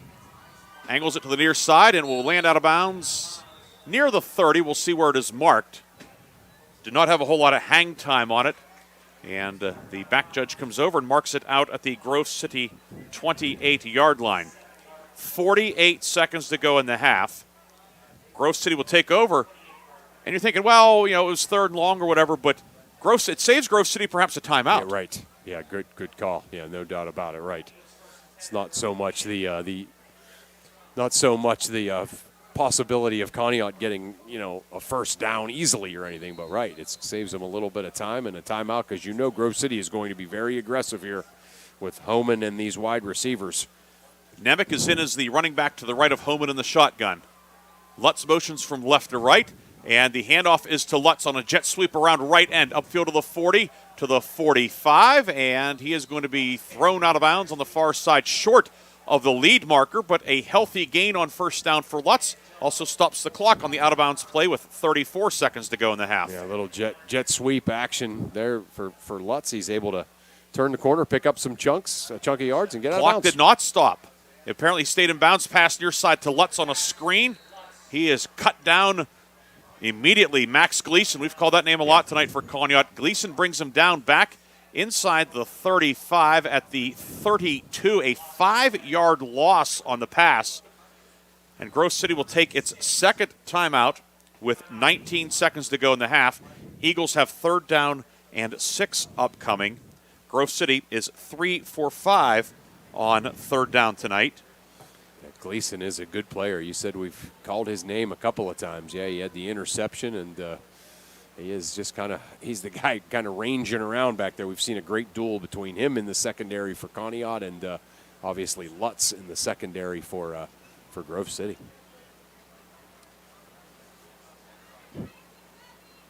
See what they do here. You think they're going to be aggressive? See what Grove City does. I think they're going to take a shot here and try and at least get the ball towards midfield and have a shot or two at the end zone. Right. But right now it's 3rd down and 6 for Grove City from the 32. Eagles do have a timeout remaining. Hathaway wide right, 2 receivers left. And now movement, and Grove City's going to be flagged as Gavin Lutz took off a little bit too soon. 5-yard penalty will set the ball back 5 yards. Now 3rd and 11 at the 27. 6 penalties, 58 yards tonight for Grove City. Yeah, that was nobody else moved. He just took off down the field. So. Pretty obvious who the guilty party is on that one. Yeah. Sometimes those holds you can't tell, but right. How about the only thing that Gavin has not done right tonight? Right. 3rd and 11. Homan will give it to Nemec. And Nemec will get nothing. In fact, he'll lose a yard or two. Yeah. And the remaining seconds in this first half will run off. And that will end the first half. But a good first half tonight at home for the Grove City Eagles as they will retreat to the locker room leading 28-7. Yeah, really good first half for the Grove City Eagles. Again, they dominated there for a while, but they couldn't extend the lead. But then a couple of big plays, Gavin Lutz taking over a little bit with the strip touchdown on defense and then the incredible touchdown catch in the end zone. So Grove City with a comfortable lead, but still some work to do here in the second half. 20.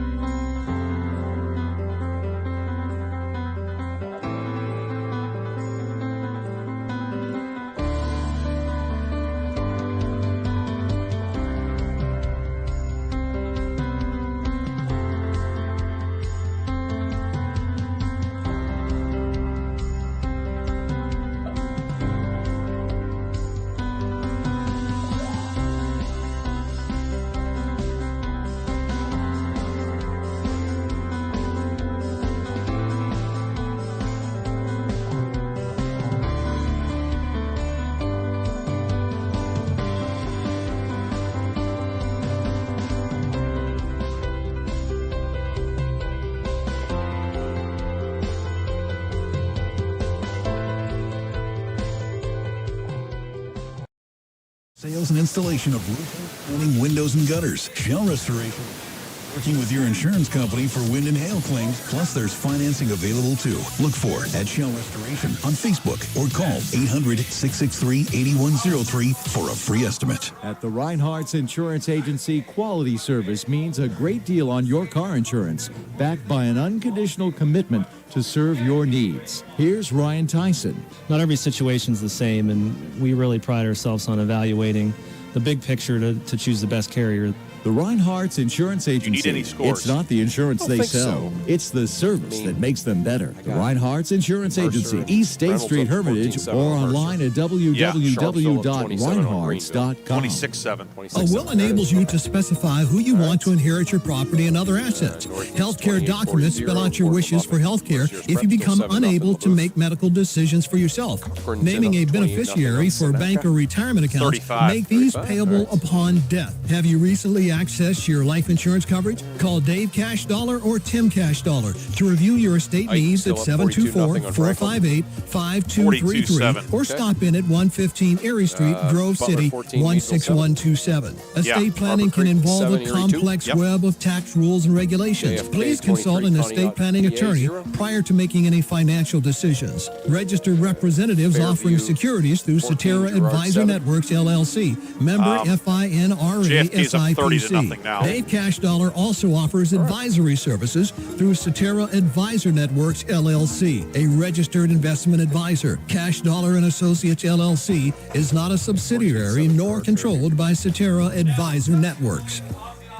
It doesn't take a degree in finance to see the cost of college continues to rise. Generally, the majority of families rely on a combination of scholarships, grants, financial aid, part-time jobs, and parent-grandparent support to help pay the costs. If your child is approaching college age, a good first step is estimating the potential cost.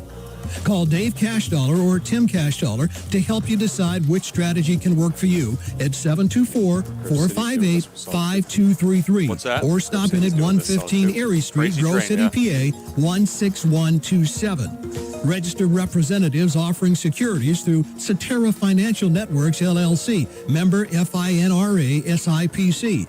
Dave Cash Dollar also offers advisory services through Cetera Advisor Networks, LLC, a registered investment advisor. Cash Dollar and Associates, LLC is not a subsidiary nor controlled by Cetera Advisor Networks. The Halftime Show is brought to you by Lock, Stock, and Barrel, serving giant subs to the Shenango Valley since 1973.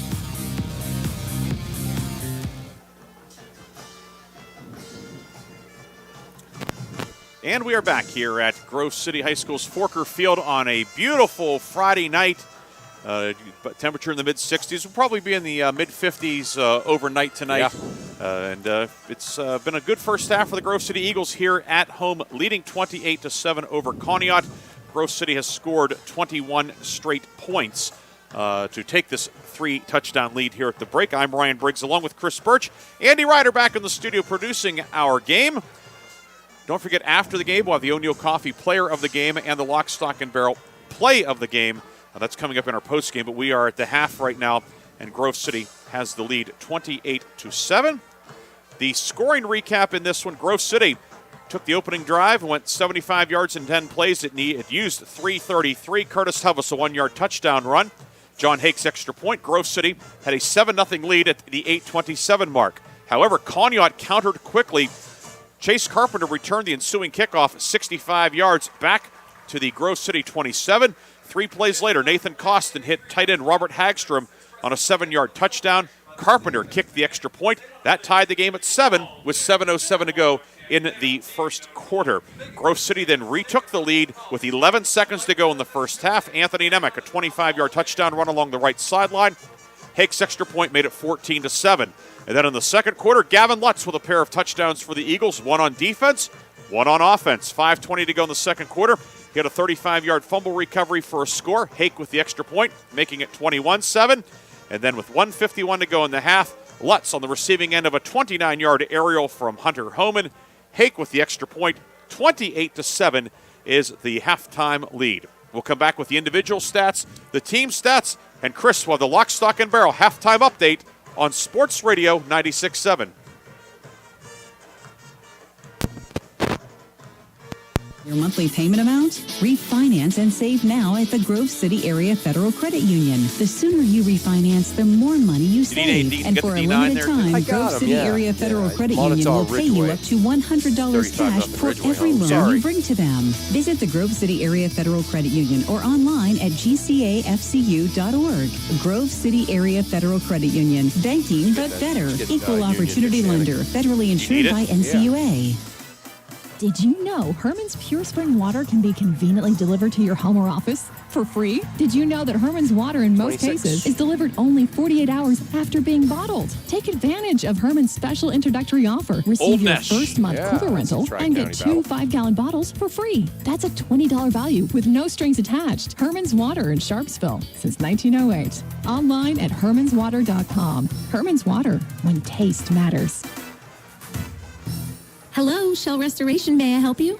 Hello? Oh, I was waiting for the beep. Or the part that tells me what button to press. Nope, I'm a real person. Great. I've been leaving messages all day to try and compare prices on my roof. Well, we can have one of our project managers call you to set up an appointment within an hour and be at your house for an estimate within 24 hours. That's okay. Are you going to turn it off when you're done? Okay. Restoration, the area's #1 roofing, siding, windows, and gutter installer. Call today for a free estimate. 800-663-8103. Or look for @Shell Restoration on Facebook.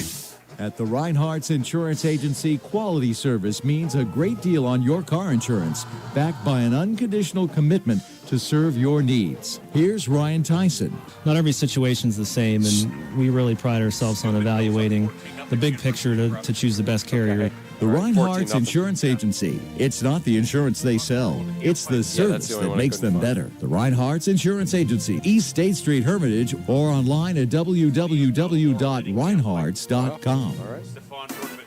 Did you know Herman's Pure Spring Water can be conveniently delivered to your home or office for free? Did you know that Herman's Water in most cases is delivered only 48 hours after being bottled? Take advantage of Herman's special introductory offer. Receive your first month cooler rental and get 2 5-gallon bottles for free. That's a $20 value with no strings attached. Herman's Water in Sharpsville since 1908. Online at hermanswater.com. Herman's Water, when taste matters. From the Penn Ohio Roofing and Siding Studios, online at pennohiorc.com.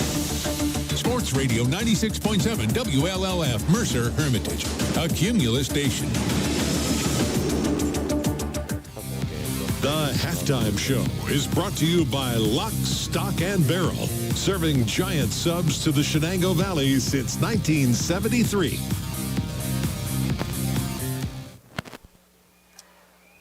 Welcome back to Grove City High School's Forker Field. Ryan Briggs and Chris Birch with you tonight. 28-7, Grove City leading Conneaut here at the break in the Region 3 opener for each team.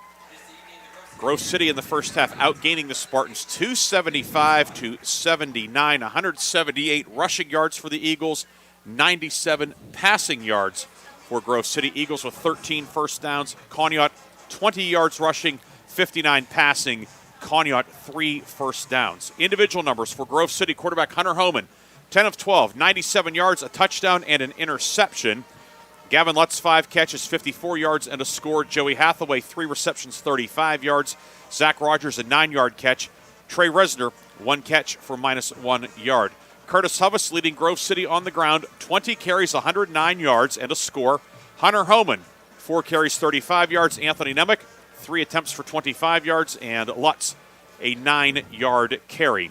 For Conneaut, Ohio, Nathan Costin, 5 of 8 for 53 yards, 1 touchdown, 1 interception. And Zach Rice, 1 of 2 for 6 yards. Rice, who came in leading Conneaut in rushing with 255 yards through the first 3 games of the season. He's been held in check so far, 10 yards on 7 carries. Costin, 2 carries, 4 yards. Kiefer Mandangelo, 2 carries, 3 yards. Wyatt Payne, a 3-yard run. Robert Hagstrom, 2 catches for 26 yards and a score. Owen Shields, a 9-yard catch. Mandangelo, a 6-yard catch. Jason Hurd, a 6-yarder. Chase Carpenter, a 5-yarder. And Zach Rice credited with 7 receiving yards because he fielded a lateral from Carpenter. Other numbers of interest, Grove City, 6 penalties for 58 yards. Conneaut, 2 flags for 28 yards. Turnovers, Conneaut 2, Grove City 1. Grove City is 3 of 6 on third down. Conneaut 0 for 4, your halftime score. Grove City 28 and Conneaut, Ohio 7. It is now time for the Lock, Stock, and Barrel halftime update, brought to you by Lock, Stock, and Barrel, located in the Sharpsville Plaza in Sharpsville, serving the area since 1973. Chris, without further ado, an abbreviated schedule in Mercer County, but some other scores of potential interest. Yeah, again, only 4 games in the Mercer County area that were scheduled tonight, only 3 of them being played. Reynolds taking on Mercer in what is a very important Region 1 game there. The Reynolds Raiders up 14-7 late in the first half in that one. Sharpsville, Greenville, the game over on 790 WPIC. Sharpsville playing that game at West Middlesex's Stadium. They're up 26-7 on Greenville. This game, of course, here tonight, Grove City up 28-7. And the fourth game that was supposed to be in the area was Slippery Rock Titusville. Titusville running into some quarantine issues, and that game is not being played. So there it is. But they will have to find a makeup day because it is a league game. So one of the sundry non-league games that District 10 is scheduled will go by the wayside. Right. Or maybe that last week that Slippery Rock plays Butler, depending on what Titusville has scheduled. Well, it depends when the playoffs schedule to start, too. Right. In Region 2, Cochranton continuing their fine season. They're up 35-0 on Seneca. Iroquois trying to get in the win column. They're up 7-6 on Union City. And Iroquois will host Kennedy Thursday night at Harbor Creek. Okay, that's going to be certainly a good game. Fort LaBeouf up 7-0 on Mercyhurst Prep. So LaBeouf coming off the win against Grove City last week, struggling with Prep. Prep giving them a ball game, that's for sure. Northeast up 28-0 on Corey. Eisenhower, we know they're good. You and I drove up there to see them. They are up 42-7 on Franklin. Really good game down in Butler tonight, Briggsy. Butler is up 14-7 on Meadville. Cathedral Prep doing what Cathedral Prep does. They're up 35-0 on Warren. And little heavier weight class for Warren this week. Little heavier weight class, right. Harbor Creek up 7-2 on Erie High. Warren JFK coming over from Ohio, and they're playing Conneaut, PA. JFK is up 30-0 on Conneaut. Fairview up, they're undefeated. They're trying to go to 3-0. They're up 14-7 on Girard. That's a rivalry game there. Oh yeah. A couple of District 9 games of note. Karn City playing that Central Clarion team that Slippery Rock opened with. They're up 28-6. Of course, Karn City, we've seen them in the state playoffs a lot over the years. Yeah, they're good. Great program. Keystone up 17-6 on Brockway. And our Red Bank team you and I saw last year, they are up 37-0 on Elk County Catholic. We saw University Prep last week at Sharon. Steubenville, Ohio, over at Steubenville is up 14-0 on that University Prep team. A couple of close by Lawrence County games. Laurel up 28-0 on Ambridge. Neshannock up 20-6 on Union.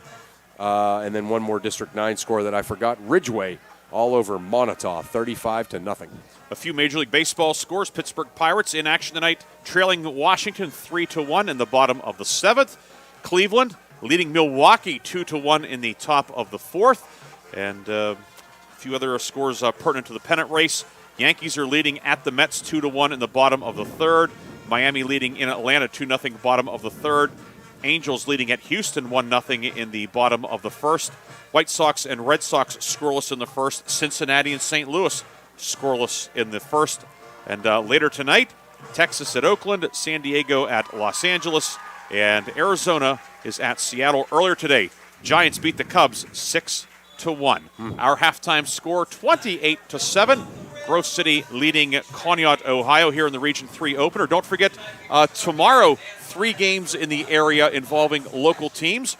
The game on Sports Radio 96.7 will be Hickory at Sharon. 6:30 airtime. Mark Slazak and Bob Greenberg will have the call on that one. 7 o'clock kickoff from Sharon Tiger Stadium.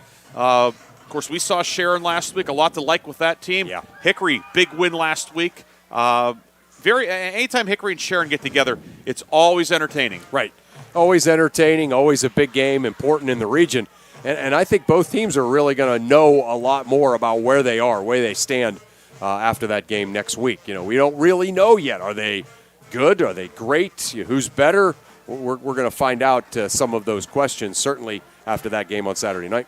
One thing, the penalties for Hickory, I'm sure Coach Bill Dungy there, that's been a point of emphasis all week. Yeah. 18 flags up at Girard last week. But what a breakout for Keenan Scullin for the Hornets last week, setting Hickory's single-game receiving record in yardage. 213 receptions last week, had an 213 receiving yards on 6 catches last week, 89-yard catch and run. Only a sophomore started at cornerback last year. As I was thinking about it, because I watched the film and whatnot, and it's a high standard, but I see some shades of Will Gruber with him. Yeah, that's a great call. Exactly. Just kind of all the things that Gruber was able to do, he's able to do it too. And, that's it, a game breaker. And, when you get a game breaker, it changes everything about the way you call plays. And certainly going to be something for Sharon to have to deal with as far as preparing. And for Hickory, just keep it going, right? And, of course, Hickory also with Romarian Whitehead and Jackson Pritz on the outside. But not Sharon bad. has some pop in its gloves. Jayon Phillips is electric as anybody in our area. That should be a fun one at Sharon Tigers Stadium tomorrow night. 6:30 airtime with Mark and Bob. 7 o'clock is the scheduled kickoff time. Also tomorrow night, Farrell is at Lakeview. Steelers looking to get to 3-0. Lakeview looking to bounce back after losing at Greenville last week. It's the home opener for the Sailors. And Wilmington will be on the road at Liberty Benton out near Findlay, Ohio. Right. And Liberty Benton, that's a good squad that the Greyhounds are facing. Wilmington has won 22 straight regular season games, but the Hounds will have their hands full tomorrow. Will. Yeah, that's a really good game for Coach Fillion and company. They're gonna get better, win or lose in that game. So long trip, all of that kind of stuff, but they're gonna play a football game against a really good team. That's a great job scheduling. Also on 790 WPIC tomorrow afternoon, the Teal Tomcats open President's Athletic Conference play. Teal will host W&J, 12:30 airtime, 1 o'clock start. Hugh Ringer and Don Achenbaugh will have the call from Alumni Stadium in Greenville. W&J coming off a big win at John Carroll last week. Right. The Presidents rocketing up in the D3Football.com top 25. Teal, some good things last week in the opener at Allegheny. Looking to build on that against a really good and really, really experienced W&J team. Yeah, that W&J team, obviously very, very experienced and, kind of just a weird spring for them, but they'll be back raring to go certainly this fall. Also in the local college scheduled tomorrow, down the road, Slippery Rock U hosting East Stroudsburg at 6. Grove City across the street at Thornfield hosting Bethany at 7 o'clock tomorrow night. And Westminster is off, looking to bounce back from a loss last week to number 1 Mount Union. We're going to take our final break. We'll come back with the third quarter. Grove City leading Conneaut 28-7 on Sports Radio 96.7.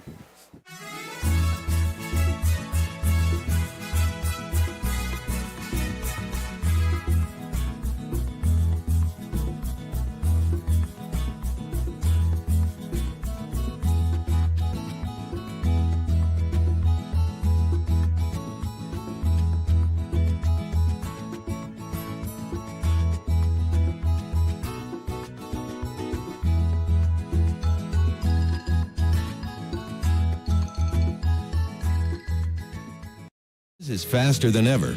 That's why when you need a business loan, you want a bank that can act fast.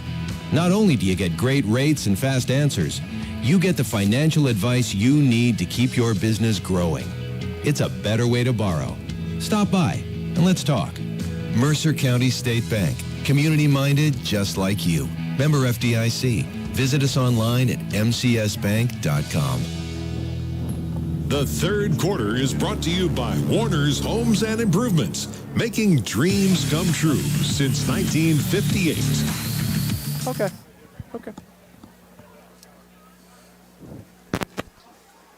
Welcome back to Grove City's Forker Field. Ryan Briggs and Chris Birch with you. Andy Ryder back in the studio producing tonight's game.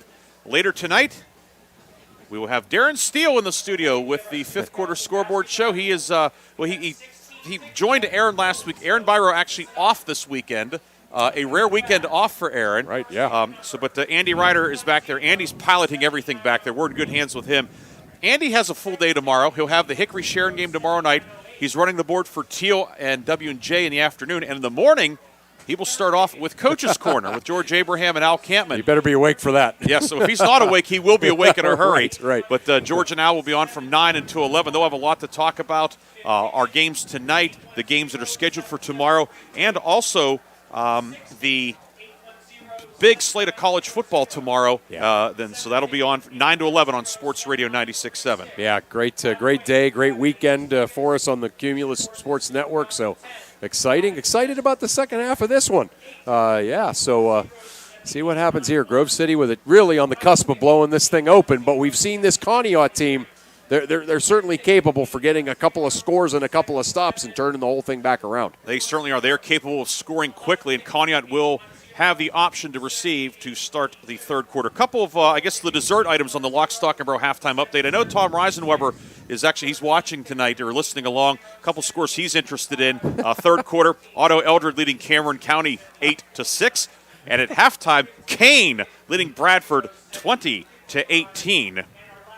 Yeah. So Tom was sitting there saying, "Come on, Briggsy, get the Kane score on." Do you know what Bradford and Grove City both have in common as far as their high school football programs?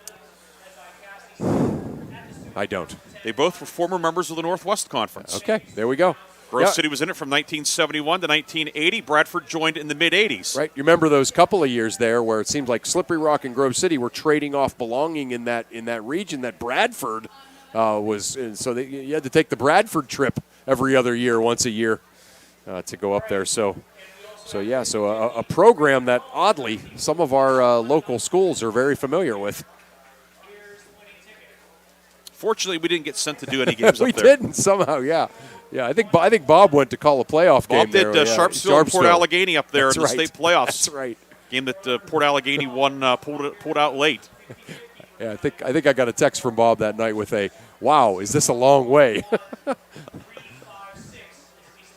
Grove City will kick off. John Hake has the ball teed up at the 40. Grove City black tops, black pants, old gold numbers and letters outlined in white, gold and white trim, black helmets for the Eagles. Conneaut, white tops, white pants, navy numbers and letters, old gold trim, old gold helmets for the Spartans, who will look to cut into this 28-7 lead as the third quarter gets underway. Yes, Grove City right now, you just kind of get that sort of feel. If they can, get a stop and get a score, just that kind of killer instinct right here.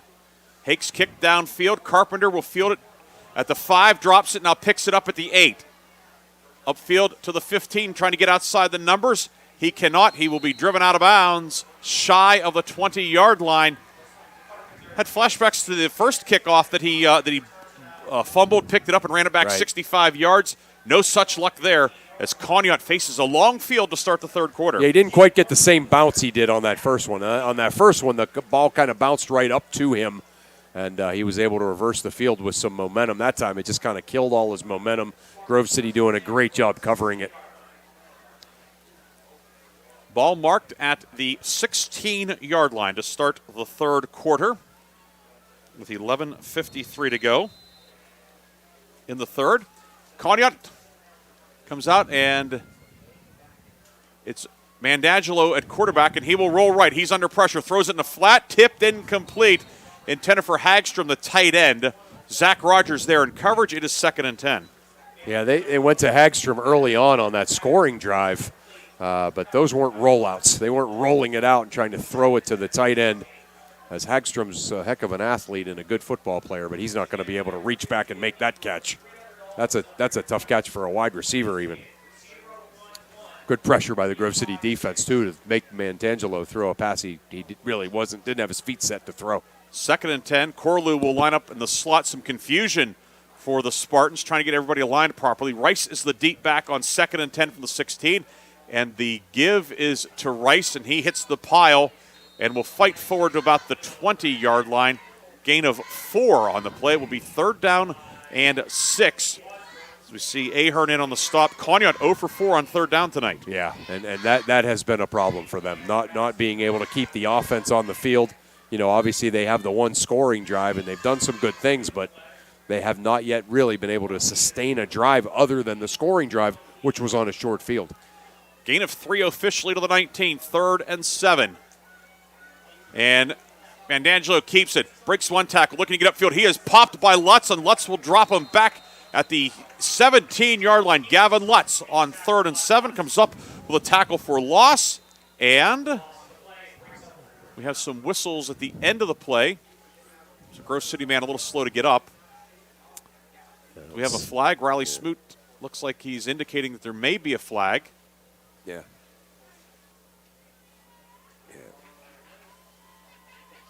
I think it almost looks like he was asking Grove City if they wanted to accept one, but I don't see a flag on the field. Yeah, so I don't know if there must. Not sure what the deal was, but Grove City has its punt return team out there, and Conneaut is now short a man. Both teams had some wholesale subs, and now they're ready for play as given. So Conneaut apparently will go 3 and out to start the third quarter. Rogers and Hathaway deep for Grove City at midfield. Punt by Mandangelo is an end-over-end kick. Fielded by Rogers at his own 45 off his shoulder pad. He goes back and corrals it back at the 40-yard line.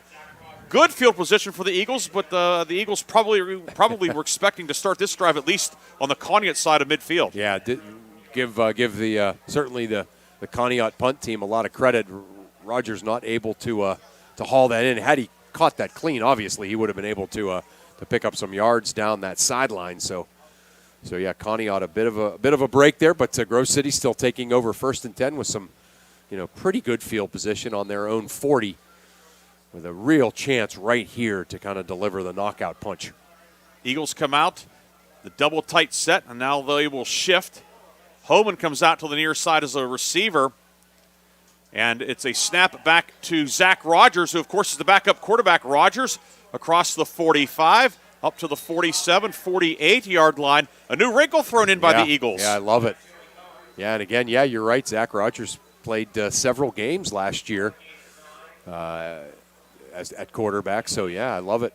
Little bit of a wildcat, but we also know Rogers can throw it. He can play quarterback in a conventional way. Pickup of 8. Homan, back to pass. He's going to throw it downfield, and it is caught by Hathaway on the tip. Hathaway trying to get away from the defender. He cannot. Then he pays for it at the end of the play as Hurd drills him, but Hathaway will pick up 9, first down Grove City. Yeah, there wasn't anybody out there. Hathaway was all by himself right before the ball was snapped, but Conneaut man hustled out there and was able to bring him down before the big play, but it still was enough for a Grove City first down. 1st and 10 at the 43, give to Huvis. Huvis across the 40 to the 38-yard line. 5 more for Curtis Huvis, who was over 100 yards in the first half. That'll put him at 114 for the night, his 21st carry. Yeah, he's just grinding it out, right? Grove City's had a couple of big plays. They've done some things, but the bread and butter tonight has just been, Huvis picking up 5, 6, 7 yards every single time. Update from Mercer. Reynolds has extended the lead to 20-7, 4:30 to go in the third. Resner motions. He's a wingman to the left. Handoff is to Huvis, and Huvis will get nothing. In fact, he'll lose a yard or 2.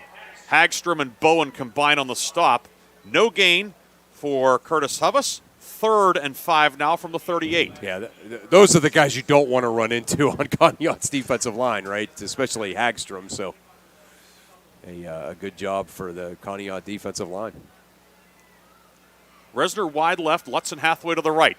And Homan will give it to Huvis, and he is thrown for a loss back at the 45-yard line. A big loss on that play. Coming through untouched, Jaden Anderson, the freshman defensive tackle, and he drops Huvis for a loss. And Grove City now will have to punt away the football with 8:40 to go in the third. Yeah, great lateral movement there by Anderson, getting Huvis, and that's something they didn't do in the first half. So perhaps they were challenged a little bit at halftime about trying to tackle number 28.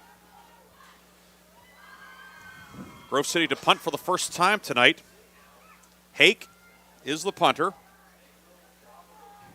And nobody deep for Conneaut. Snap a little bit high. Hake gets the kick away. End over end kick. Angle towards the near side. Hits the 15 to the 10 to the 5, and it will roll into the end zone for a touchback. 46 yards on the punt, 26 on the net. And the Conneaut defense gets an important stop. Spartans take over 1st and 10 with 8:04 to go in the third, 28-7 Grove City. I don't know about you. I think Conneaut was fortunate there that they didn't get pinned inside the 5. Again, they didn't really come after Hake hard there, but yet they didn't have anybody back deep either. That was just a strange alignment. First down for Conneaut. Moving left to right here in the third quarter. Grove City has scored the last 21 points. Those came at the end of the first quarter and then a pair of touchdowns in the second quarter. Empty set for Mandangelo. Now he'll bring Rice in motion. And with whistles and a flag thrown by referee Riley Smoot. False start as the Spartans will be set back 5 yards. Third flag of the night for 33 yards against Conneaut. Yeah. Yeah, they again, not a whole lot of number of penalties or yardage racked up, but it seems like every one of them has been painful. Now 1st and 15 back at the 15-yard line. Carpenter wide to the right. 2 receivers and a wing to the left for Conneaut. Now Rice will move into the right slot also. Mandangelo is alone in the shotgun. Rice in motion, and it's a shovel pass to Rice. Rice trying to get around the left side. He has some room. Into the open to the 35 to the 40. Rice in midfield. Lutz, the only man who could catch him. Rice to the 20. 10, 5, touchdown, Zach Rice. 85 yards on the shovel pass. And Chris, you said it perfectly coming out of the third quarter. Yep. Conneaut can strike quickly. Conneaut can strike quickly. Obviously a great game breaker back there in Zach Rice doing what he does. 85 yards. Think about going 85 yards against all those Grove City athletes in the secondary. But Rice able to do it, and just like that, Conneaut has cut this thing to 28-14, and they are back in this game. 13. Extra point pending. That's right, yes. Carpenter is 6 for 9 on the extra points. He will kick at the goalpost to the right. A quick scorer after Grove City looked like it had a chance to perhaps put it away. That drive stalled. The punt. Carpenter's kick. It is up, and it is short. Looked like a pitching wedge. Yeah, so it remains 28-13. 7:48 to go, third quarter. Grove City 28, Conneaut, Ohio 13. We'll have the kickoff after this on Sports Radio 96.7.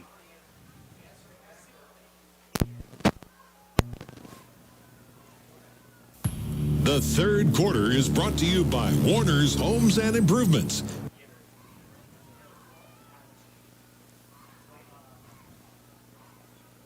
You know, usually you don't get a new roof for the heck of it. Why are you replacing your roof? I didn't like the color. You get a new roof because you're going to need it. Shell Restoration's Severe Weather Response Team is ready to help. The area's #1 company for sales and installation of roofing, siding, windows, and gutters. Shell Restoration excels at working with your insurance company for wind and hail claims, plus there's financing available too. Look for at Shell Restoration on Facebook or call 800-663-8103 for a free estimate. At the Medicine Shop Pharmacy, we greet you when you walk in, get to know you by name, and understand your health and health needs as if they were our own. What's more, we keep you informed of the most current health advancements. Of course, we also provide a full range of health products, prescriptions, over-the-counter medicines, and health supplies. So what's become of the neighborhood pharmacy? Well, if your idea of a pharmacy is more than health products, also health professionals who take the time to know you and your health needs, your pharmacy is right here at the Medicine Shop. The third quarter is brought to you by Warner's Homes and Improvements, making dreams come true since 1958. Carpenter's kick fielded by Zach Rogers at the 25 and a short run back to the 30. That's where Grove City will begin this drive. Grove City's lead has been trimmed to 28-13 with 7:42 to go in the third quarter. Yeah, again, Conneaut's offense certainly doing what it needed to do to get themselves back in the game. And, Grove City, again, nice 2-touchdown lead, though, with 7:42 to go here in this third quarter. Just needing to, kind of get into some of that ball control offense that they do so well. The momentum has certainly swung a little bit back into the Spartans' corner here. Oh, yeah.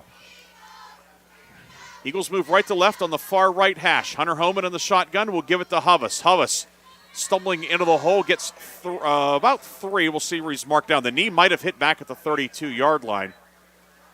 And that indeed, Huvis will be marked down at the 32-yard line. 2-yard pickup for Hovas, bringing up second and 8. 28-13, Grove City on top. Eagles quickly back to the line of scrimmage. Rogers wing left. 2 men on the line of scrimmage as split ends on the near side. Hathaway comes in motion. Homan fakes the handoff. Did not fake out the defense. Hunter Homan slammed to the deck by Christine, the defensive lineman. Homan's a good wrestler, but he wrestles 138. Christine wrestles 220. Right. Yeah, you could definitely see had he handed that ball off to Hathaway on that. Hathaway probably would have been able to turn the corner and make something out of it, but Homan decides to keep it and pays a heavy price. Loss of 3, back to the 29. 3rd and 11 for the Eagles. They are 3 of 7 on third down tonight. 0 for 1 here in the second half. Resner and Lutz wide left. Rogers wing left. Hathaway wide right on the short side of the field. Homan, quick drop, pumps, throwing the ball downfield, looking for Hathaway, and incomplete, overshot him.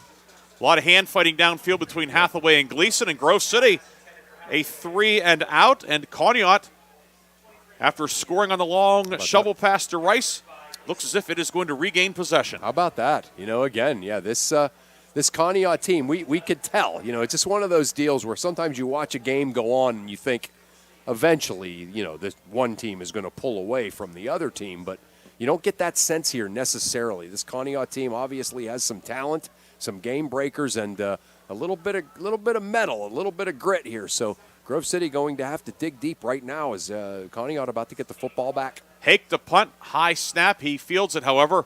Kick high, spinner angle towards the near side, hits the 46 of Conneaut, bounces upfield, takes a left turn, and then is downed at the 40-yard line by a flying Tommy Rogers. Love it. He didn't exactly stick the landing, but he downs the punt at the 40. 31-yard kick, no return. 6:17 to go in the third. Conneaut with momentum and good field position. Yeah, so again, and we've certainly seen this Conneaut offense do some things here. So a Grove City defense that has played well. They've certainly given up some yardage and some big plays. They've made some big plays themselves. Obviously, the Lutz strip fumble touchdown. But they're going to have to dig deep right here because Conneaut with the ball and some momentum and back in this game. 1st and 10 at the 40.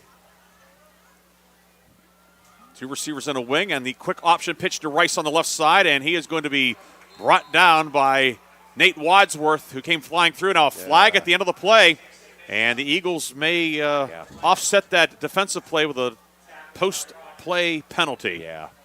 Yeah, it's one of those deals where, certainly from up here, it looked like Wadsworth just kind of jumped up and celebrated a good play that he made. But, he was just kind of still pointed in the direction of the running back that he had just tackled. So they often get you for that. Officials talk it over. It is no gain on the play. Trezona didn't make the tackle, but he helped blow up that one too. Right, yeah. Now head coach Sam Mowry is going to be summoned. He's getting an explanation from Riley Smoot.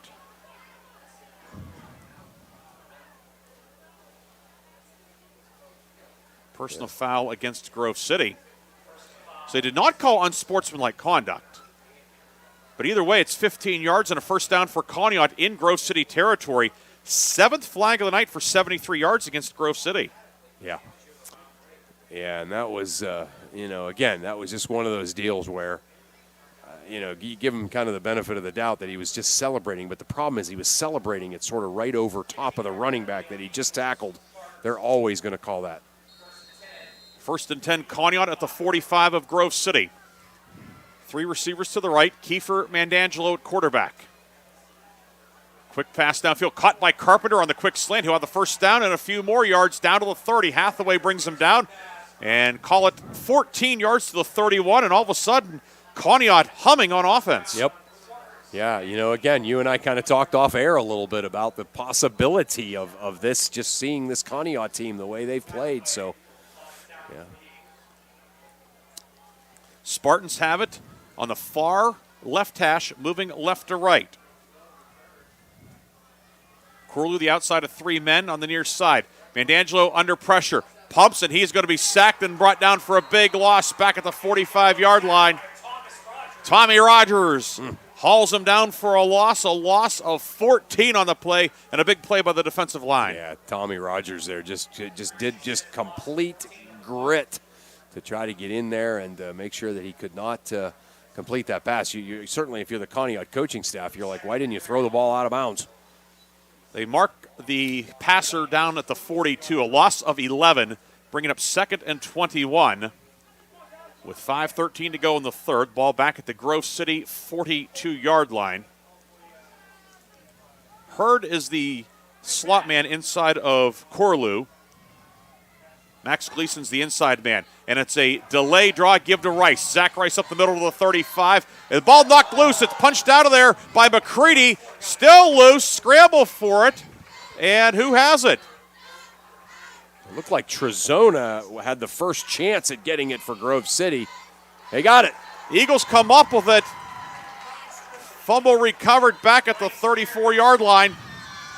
Hayden McCready knocked it loose at the 30, and after the scramble, the Grove City defense comes up with its third takeaway of the night. Yeah, McCready with the strip, and it looked. I didn't see what happened, and there was a lot of action after it, but I did see Luciano Trezona was the first one. Okay. See who they got on the recovery? Zach Rogers on the recovery. So there were a lot of guys in the black jerseys down there, and as Zach Rogers able to work his way in there and get the fumble recovery for the Eagles, and they take over at the 34. A big stand by the Grove City defense, just as Conneaut had some momentum. Hathaway motions from right to left. Homan in the shotgun. Give to Huvis on the left side. Huvis rumbling upfield to the 40, breaks a tackle. Huvis breaks another tackle. He's at the 45 to midfield. Huvis rumbling into Conneaut territory. Curtis Huvis charges into Spartan territory with a pickup of 23 yards. That was the first time that I kind of saw that thing that I was talking about, where the Conneaut guys with chances to hit him, chances to tackle him, kind of approaching him a little with a little trepidation there, because they know if you're going to tackle him, you're going to take a punishment. 1st and 10 at the 43. Give to Huvis again, up the gut. Huvis across the 40 down to the 37-yard line, brought down by Hurd. 6 more for Huvis, now 137 yards tonight for the senior. Came in as the county's leading rusher. Yeah, why not? Why not just a steady diet of this until Conneaut does something about it? Yep. And that time, Conneaut tries to do something about it. Costin on the tackle. So we've not seen him at quarterback, but he's out there at outside linebacker, and he brings down Huvis. Or excuse me, that was Huvis on the carry, pardon me. Huvis will get 2 to the 35. Eagles have 3rd and 2. Anthony Nemec in. Trezona checks in as an extra blocker. Cole Hammerman will come in as a 6th offensive lineman. Right. Now Joey Hathaway will hustle off, so Grove City did not have 12 men in the huddle. 3rd and 2 for the Eagles. Double tight set. Now the Eagles shift. Unbalanced line to the left. Rogers at quarterback gets the snap. Follows Nemec through the hole. Rogers will get to the 30 and fights forward for the first down. Pickup of 5 for Zach Rogers. And it will be first down Eagles. Grove City's 16th first down of the night. Yeah, that was a good play call. Good use of that formation. I don't even want to call it a wildcat, but it is certainly a different offensive look. Now Homan at quarterback, and he'll give it to Nemec over the right side. Anthony Nemec to the 20. Nemec 10-5, touchdown. Anthony Nemec rumbles 30 yards for his 2nd touchdown of the night. And Grove City extends the lead to 34-13. Yeah, that just some really good kind of misdirection. Caught Conneaut, sprinting the wrong way, and he comes back to the right, to the far side of the field, and nothing but green ahead of him, and finds his way into the end zone again. A good night for Nemec, and a good touchdown drive by Grove City after the turnover. Grove City turns the turnover into a touchdown. 5 plays, 66 yards. Anthony Nemec from 30 yards out. Hake to attempt the extra point. Homan holding, kick up. And John Hake is 5 for 5 tonight, and Grove City has recaptured the momentum and a 22-point lead. 35-13 Grove City. 3 minutes, 15 seconds to go in the third. We'll come back with the kickoff on Sports Radio 96.7. in Sharpsville. That's when Lock, Stock, and Barrel open their doors and serve their first of now over 3 million giant submarine sandwiches. They still serve 42 whole subs on 15-inch buns. Lock, Stock, and Barrel also offers burgers, specialty sandwiches, wraps, gyros, salads, wings, and even breakfast. Call 724-962-5503. Lock, Stock, and Barrel. Proud sponsors of the Sub of the Game and Play of the Game. Since 1958, Warner Homes and Improvements in Mercer have made dreams come true with quality remodeling services. Warner Homes and Improvements offers roofing repairs, improvements, and installations for a quality roofing job done quickly and professionally with expert craftsmanship and top materials. You'll be glad you chose Warner Homes and Improvements. You can depend on Warner's Home and Improvements to give you a great quality product. Warner Home and Improvements, South Erie Street, Mercer. Online at warnerconstruction.com. The third quarter is brought to you by Warner's Homes and Improvements, making dreams come true since 1958. Kickoff by Hake, fielded at the 7 by Carpenter, upfield to the 20, now giving ground, breaking one tackle, stepping upfield. There goes Carpenter now. He's to the 40, one man to beat. It's Hake. He twists Hake around. Carpenter to the 30, to the 20, 10, 5, touchdown, Conneaut. 93 yards for Carpenter, but a flag way back upfield at the 30-yard line, Chris. Yeah, perhaps when they change direction there on the field, they're going to get caught for something, and frustrating. Yeah, certainly for Conneaut, you got to feel a little bit frustrated for them because they get a long touchdown run to get back into the game, but unceremoniously will come off the board on a holding call back at about the 35. So instead of a 90-plus yard kick return for a touchdown, Conneaut will be pinned deep in its own end. 2:57 to go in the third quarter.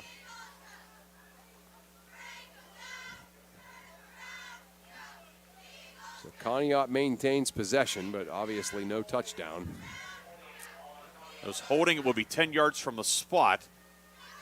Conneaut will have first down, as Chris said, and they'll mark it off from the 31-yard line. Quick update on the game at Mercer. Reynolds leading 20-7, 5 minutes to go. Mercer has the ball. Mercer threw an interception in the end zone on its last possession. So Reynolds looking to get to 2-1. Mercer opening its home schedule tonight. Yeah, Reynolds obviously lost a lot to graduation off of that Western finalist District 10 championship team, but there's still a lot of grit on that team. I'm not surprised that they are playing well tonight. 1st and 10 for Conneaut at its own 20-yard line. Moving left to right in the third quarter. 2 minutes, 57 seconds to go in the third. You're listening to Sports Radio 96.7 WLLF, Mercer Hermitage, a Cumulus media station. Ryan Briggs and Chris Birch with you tonight in Grove City. Andy Ryder back at the studio. And the give is to Rice, who spins off the pile and fights forward for a couple of yards. They'll give him 2. Hammerman in on the stop for Grove City. We see Gage Dugonski in at defensive tackle also. And Rice, other than the 85-yard catch and run on the shovel pass, the Eagles have kept him under wraps. Right. He's had a couple of plays called back where he did some things, but nothing that counted. He's able to get 3 on that carry. Rice 24 yards on 11 carries. Does have 92 total receiving yards on the night. Right. Yeah. But other than the one play, of course, you don't take it off the board, but for the most part. Yeah, I know what you mean, though, right. Give to Rice, trying to get around the right side. Cuts upfield to the 25, then is stacked up there as the pursuit gets there to bring him down. Dugonski, Lutz in there. Yeah. Hammerman also. Yeah, Hammerman trying to knock it loose. Conneaut man slow to get up, and that is Rice. Yeah, I thought so. Rice is up and walking back to the huddle, albeit a little bit gingerly. He'll check out for this third down play. Yeah, perhaps kind of just a bit of an ankle thing as he was getting tackled high and low at the same time. Gain of 3, it's 3rd and 4. Payne in.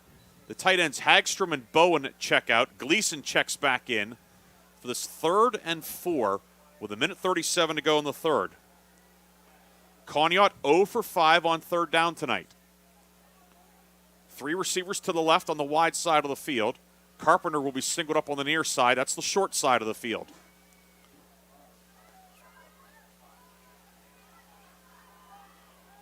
Kiefer Medangelo at quarterback. And Conneaut is going to have to take timeout, or is it an official's timeout? The back judge was counting down.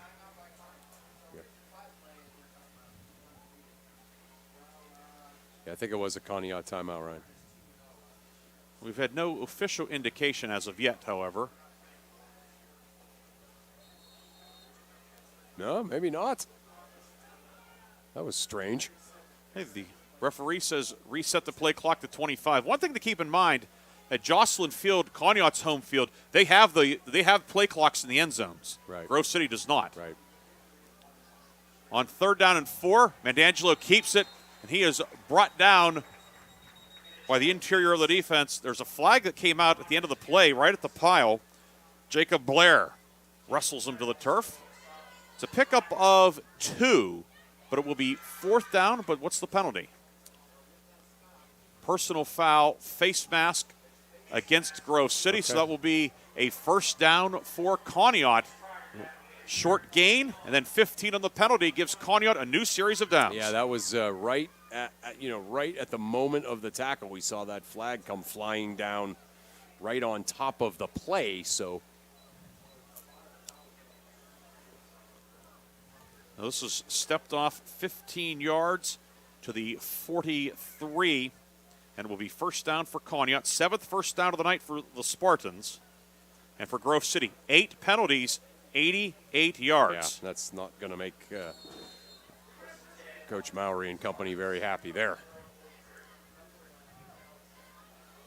On 1st down, the give is to the running back coming upfield for Conneaut. That is Wyatt Payne. Payne in there for Rice. And Payne will get 2 to the 45 as we're down to 40 seconds to go in the 3rd. Andy Ryder getting excited back there, trying to get ready to play a commercial between the break. But hold tight, Andy. Yeah. Andy doing a great job, though, as he always does. Oh, yeah. Sometimes the computer there has a mind of its own. Right. As one who's used it enough. Give to Payne on 2nd and 8. Payne tries to bounce outside and cannot get away from the pursuit. We see Nathan Boyd, Zach Rogers in there for Grove City. Yeah. Payne gets perhaps a yard. And it will be 3rd and 7, and that will be the final play of the 3rd quarter. Andy Ryder, get that commercial re-racked. 35-13, Grove City with the lead. We'll come back with the 4th quarter on Sports Radio 96.7. Would you like to lower your rate and your monthly payment amount? Refinance and save now at the Grove City Area Federal Credit Union. The sooner you refinance, the more money you save. And for a limited time, Grove City Area Federal Credit Union will pay you up to $100 cash for every loan you bring to them. Visit the Grove City Area Federal Credit Union or online at gcafcu.org. Grove City Area Federal Credit Union. Banking, but better. Equal opportunity lender. Federally insured by NCUA. Fall is in the air, and O'Neill Coffee has all the flavors you're craving. O'Neill Coffee's new signature flavors feature the tantalizing tastes of apple bourbon French toast, pumpkin creme brulee, and honey ginger pumpkin. Try them in a latte, cold brew, or Joe Freeze. While you're here, be sure to try O'Neill Coffee's new Affogato, a luscious combination of Yule Scream Gelato and our very own rich espresso. O'Neill Coffee, next to the post office in West Middlesex, or online at O'Neill, O-N-E-I-L-L, coffee.com. The 4th quarter is brought to you by Shell Restoration, the area's #1 roofing, siding, windows, and gutter installer. 4th quarter here at Forker Field. Grove City with a 35-13 lead. Your alma mater giving you some birthday love there. Yeah, it is. I turned over the odometer again today. So great way to spend a birthday here with you. Absolutely. On the radio. Yes. It's been a terrific birthday. A lot of well wishes, texts, messages, Facebook, so forth. So thank you to everybody. Still a ways away from being eligible to be a witness for the Pennsylvania Lottery. 3rd and 7. Medangelo back the pass. He's in trouble. Medangelo off his back foot throws a prayer downfield. It's incomplete. Gleason was in the neighborhood. But it will now be 4th down.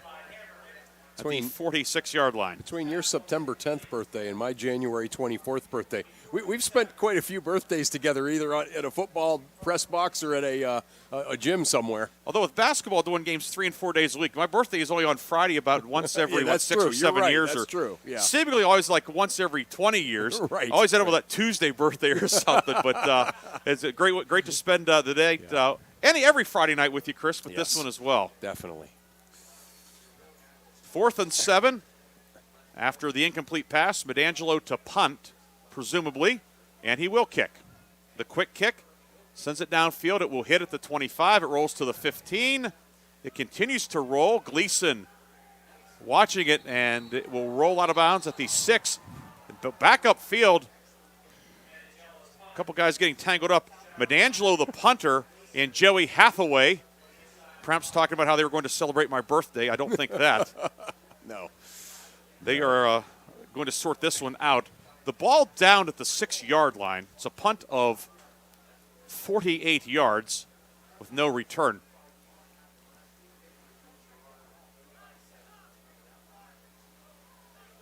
Yeah, there's some kind of high emotions about this. It's not it wasn't certainly a real.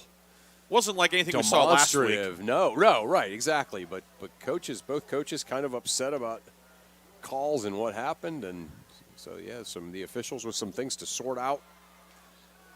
By the way, University Prep had another delay tonight getting to Steubenville. Oh, geez. So when Farrell hosts them in a few weeks, if Aunt Pegues is listening, tell them the game's at 5. Yeah. Right now, the ball at the 6. Riley Smoot's going to tell us what we're going to have ironed out.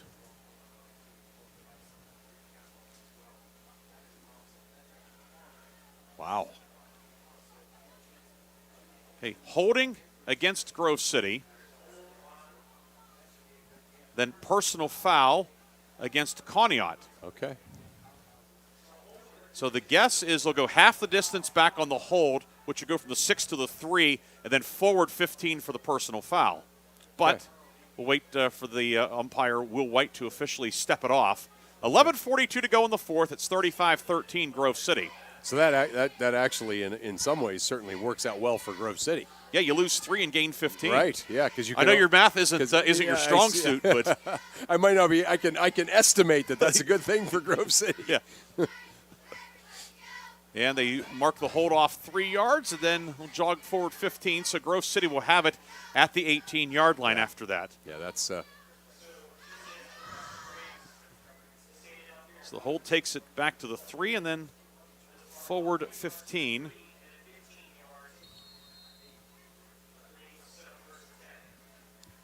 comes that. Grove City comes back out on the heavy set with the extra lineman, but we have offsides, and Conneaut is going to be pushed back 5 yards as the Spartans line up in the neutral zone. Yeah, so Grove City about to kind of run that wildcat play a little bit, but Conneaut was already in the neutral zone. 1st and 10 for Grove City. Now everybody shifts. Well, the exception, Homan didn't shift. The snap will be given off to Hovas. Hovas trying to get upfield. He is chopped down by Corlew on the near side. One man to beat, and Hovas couldn't get past him. It is a pickup of about, give him 4. It will be 2nd and short. Yeah, that's the way to tackle him, is kind of go low and wrap up his ankles. Again, Hovas has just had his way at the line of scrimmage with this Conneaut front.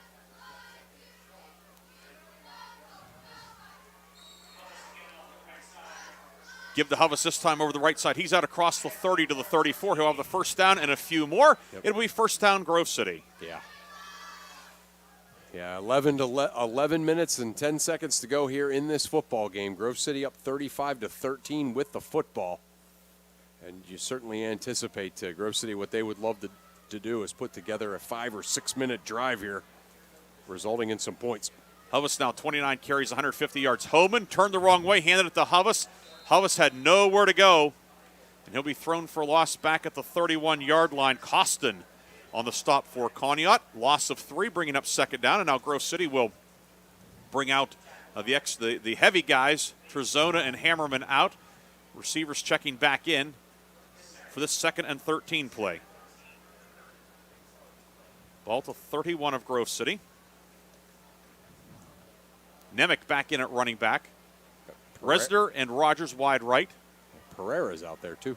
Pereira in. Pass far side, caught by Lutz. Lutz far side of the 35, dodges a man. Gavin Lutz upfield to the 40. Lutz ahead to midfield. Lutz dodges another man, and he will get to the 41-yard line, but a flag on the near side. Rogers and Costin were tangled along the Grove City sideline. Yeah. There's a flag on the far side, too. Right. That's right where the block that kind of sprung Lutz happened. So usually in that situation, that's where you see the hold or some kind of illegal block called, but let's see. Hagstrom went flying. You wondered, did he get, was it kind of that peel back block, which you can't do. Yeah, right. And to send Hagstrom flying, you have to catch him just right. He's a big, strong young man, as we have detailed earlier. Right. 2 flags in the play, one at the Grove City 43 on the near sideline, one on the far side near the numbers at the 47. Holding against Grove City.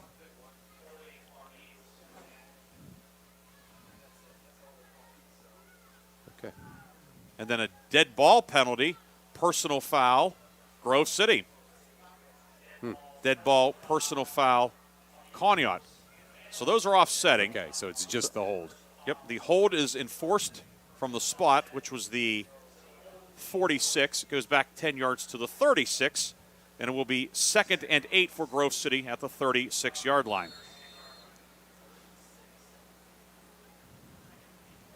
A lot to keep track of. Yeah. And now more to keep track of as Conneaut jumps into the neutral zone. Wow. And, of course, it's an automatic dead ball in high school football, so 2nd and 8 now turns into 2nd and 3. Kind of interesting, isn't it, Ryan? You know, you and I did that week 1 game, Meadville and Grove City. Not too many penalties in that one, but since that, the games we've done is kind of the penalty bug following us around. Last Saturday night wasn't bad. Oh, yeah, Sharpsville Silver Dog, right. Homan finds Lutz on the left flat. He'll turn upfield across the 45 into Conneaut territory to the 49-yard line. A quick 10-yard gain. Homan to Lutz. And Grove City has a new set of downs at the Conneaut 49. Yeah, Grove City 10 penalties, 101 yards. And Conneaut 7 for 68. Right, and a couple of offsetting and things like that. So yeah, that's right. Slippery Rock Sharpsville was exemplary for that. And another flag, and this time it's going to be on Grove City for a false start. Yeah.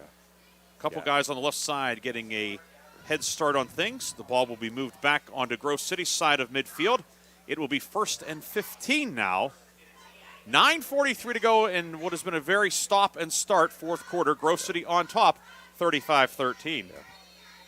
I was more thinking of the traumatic Sharon University prep game.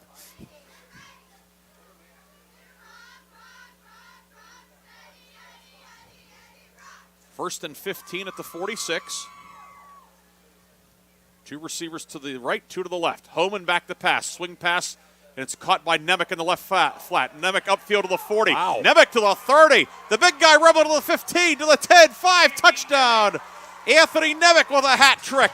And Grove City has broken it open in the 4th quarter. How about that? Nemec again, a 3rd touchdown on the evening. That's just a little screen pass.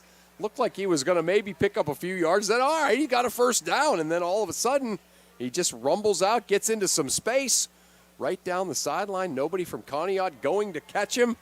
And I think it's fair to say Grove City has officially blown this football game open with another touchdown by Nemec. His 3rd score of the night. He's certainly making a strong bid for the O'Neill Coffee Player of the Game award. 41-13. John Hake to attempt the extra point. He'll put it up. It is good. He is 6 for 6 in Grove City. With 9:15 to go, has extended the lead to 42-13. We'll come back with a kickoff after this on Sports Radio 96.7. Someone who has a bowl filled with medicine bottles? Discover the safe, secure, and convenient way to take your medications from the Medicine Shop in Hermitage with Script Ease, your meds easy as 1, 2, 3. The Medicine Shop in Hermitage provides you with the industry's best solution to manage your health care and medications. For more information, contact the Medicine Shop in Hermitage today or ask your healthcare provider how to schedule your in-home appointment today and start to live a healthier and happier life. Medicine Shop Pharmacy on East State Street in Hermitage or online at hermitagems.com. From the Penn Ohio Roofing and Siding Studios, online at pennohiorc.com. Sports Radio 96.7 WLLF Mercer Hermitage, a Cumulus station. The fourth quarter is brought to you by Shell Restoration, the area's #1 roofing, siding, windows, and gutter installer.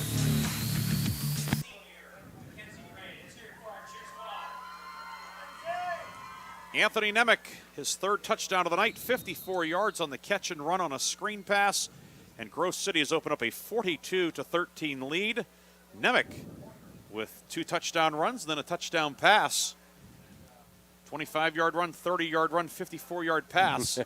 Putting together a very efficient yards per play. And now a squibber down the middle of the field on the kickoff by Hake. And one of the up men fielded it for Conneaut at the 32, ran to the 35, then almost looked like he was getting down in a, like to field a ground ball or something. Right, yeah, and then he just got snowed under. That was Amari Bowers, a senior, who fielded it nicely. Then he was like, he got there and then was like, now what? Yeah, right, you could almost read that. Yeah, he did a nice job keeping his eyes on it and not kind of panicking before the ball got to him. But after the ball got to him, yeah, the entire squad wearing black and Vegas gold got to him. Run back to the 36-yard line, and that is where Conneaut will put it in play. Each team with all 3 timeouts left. Rice in slot right motions. Back to pass. Medangelo, it's a screen pass and incomplete, intended for Rice. And Grove City defensive coordinator Brad Trezona is all over the official on the near side. He wanted a false start or an illegal shift penalty because the wingman actually leaned forward and put his hand down on the ground while Rice was in motion. Yeah. But it's 2nd and 10. Yeah, Hammerman and Nate Wadsworth were all over the quarterback there for Conneaut, so he wanted the penalty, but Grove City's defense getting it done regardless. 2nd down and 10 now, the 36. Grove City outgaining Conneaut 441 to 188 tonight. Rice motions from right to left. Fake the shovel. Medangelo keeps it, heading upfield, trying to get upfield, but he is blasted after a pickup of about a half a yard. See, Hammerman in there, Ahern, Blair. Yeah. You know, obviously the game is not the same kind of a situation now with Grove City comfortably ahead 42-13. But this kind of reminds me a little bit of the way that Grove City played defensively in the fourth quarter of the Meadville game. You know, in that, they gave up some big yardage, they gave up some points, but down the stretch of the fourth quarter, the defense seemed to really start to pick it up, and they're doing that now. 3rd down pass, 3rd and 9. Medangelo for Carpenter on the post, incomplete over his head. It is now 4th and 9 with 8:23 to go. Medangelo tonight 2 of 6 for 99 yards and a score. Yeah, they obviously Conneaut has tried. They've tried to get the passing game going between the 2 quarterbacks, but just really with the exception of the one long run after the catch for a touchdown, they really haven't been able to do it. Medangelo back to punt. Weird punt formation. Takes a step, sends it downfield, and it bounces off the return man. It's loose, and Hayden McCready will finally come forward and fall on it at the 38-yard line. He hit it about the 30 and went upfield 8 yards. An interesting 8-yard, I guess, run back, you could say, for Hayden McCready, who's done a nice job at free safety tonight. Hayden McCready, one of those guys, whatever team he is on, he raises that team a level. Yes, that's because he does all the little things. He makes makes an okay team good, a good team great. He can play 6 different positions on both sides of the ball. He's a special teams ace. Yeah, you're exactly right. That's a great astute observation. And it seems like Grove City always has guys like McCready, and certainly he's the one now. He's the one for this team right now. 8:16 to go. Eagles have it 1st and 10 at their own 38-yard line. And Homan keeps it this time. Homan looking to get outside, and he is dropped at the 41-yard line by Hurd. 3 for Homan on his 6th carry of the night.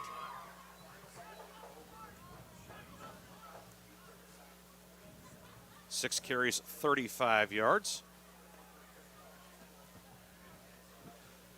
Quick update, Major League Baseball. Pirates trail Washington 3-2 in the bottom of the 9th, but the Pirates have 2nd and 3rd, nobody out. Cole Tucker at the plate. Homan back to pass, throws it on the left side, caught by Lutz along the left hash mark, and he will fight forward for a couple extra yards, brought down by Payne at the 45, pickup of 4, and it will be 3rd down and 3. Lutz tonight, 8 catches, 83 yards. Also has a defensive touchdown on his ledger tonight. Right. Yeah, he's played unbelievable. Just an unbelievable playmaker tonight.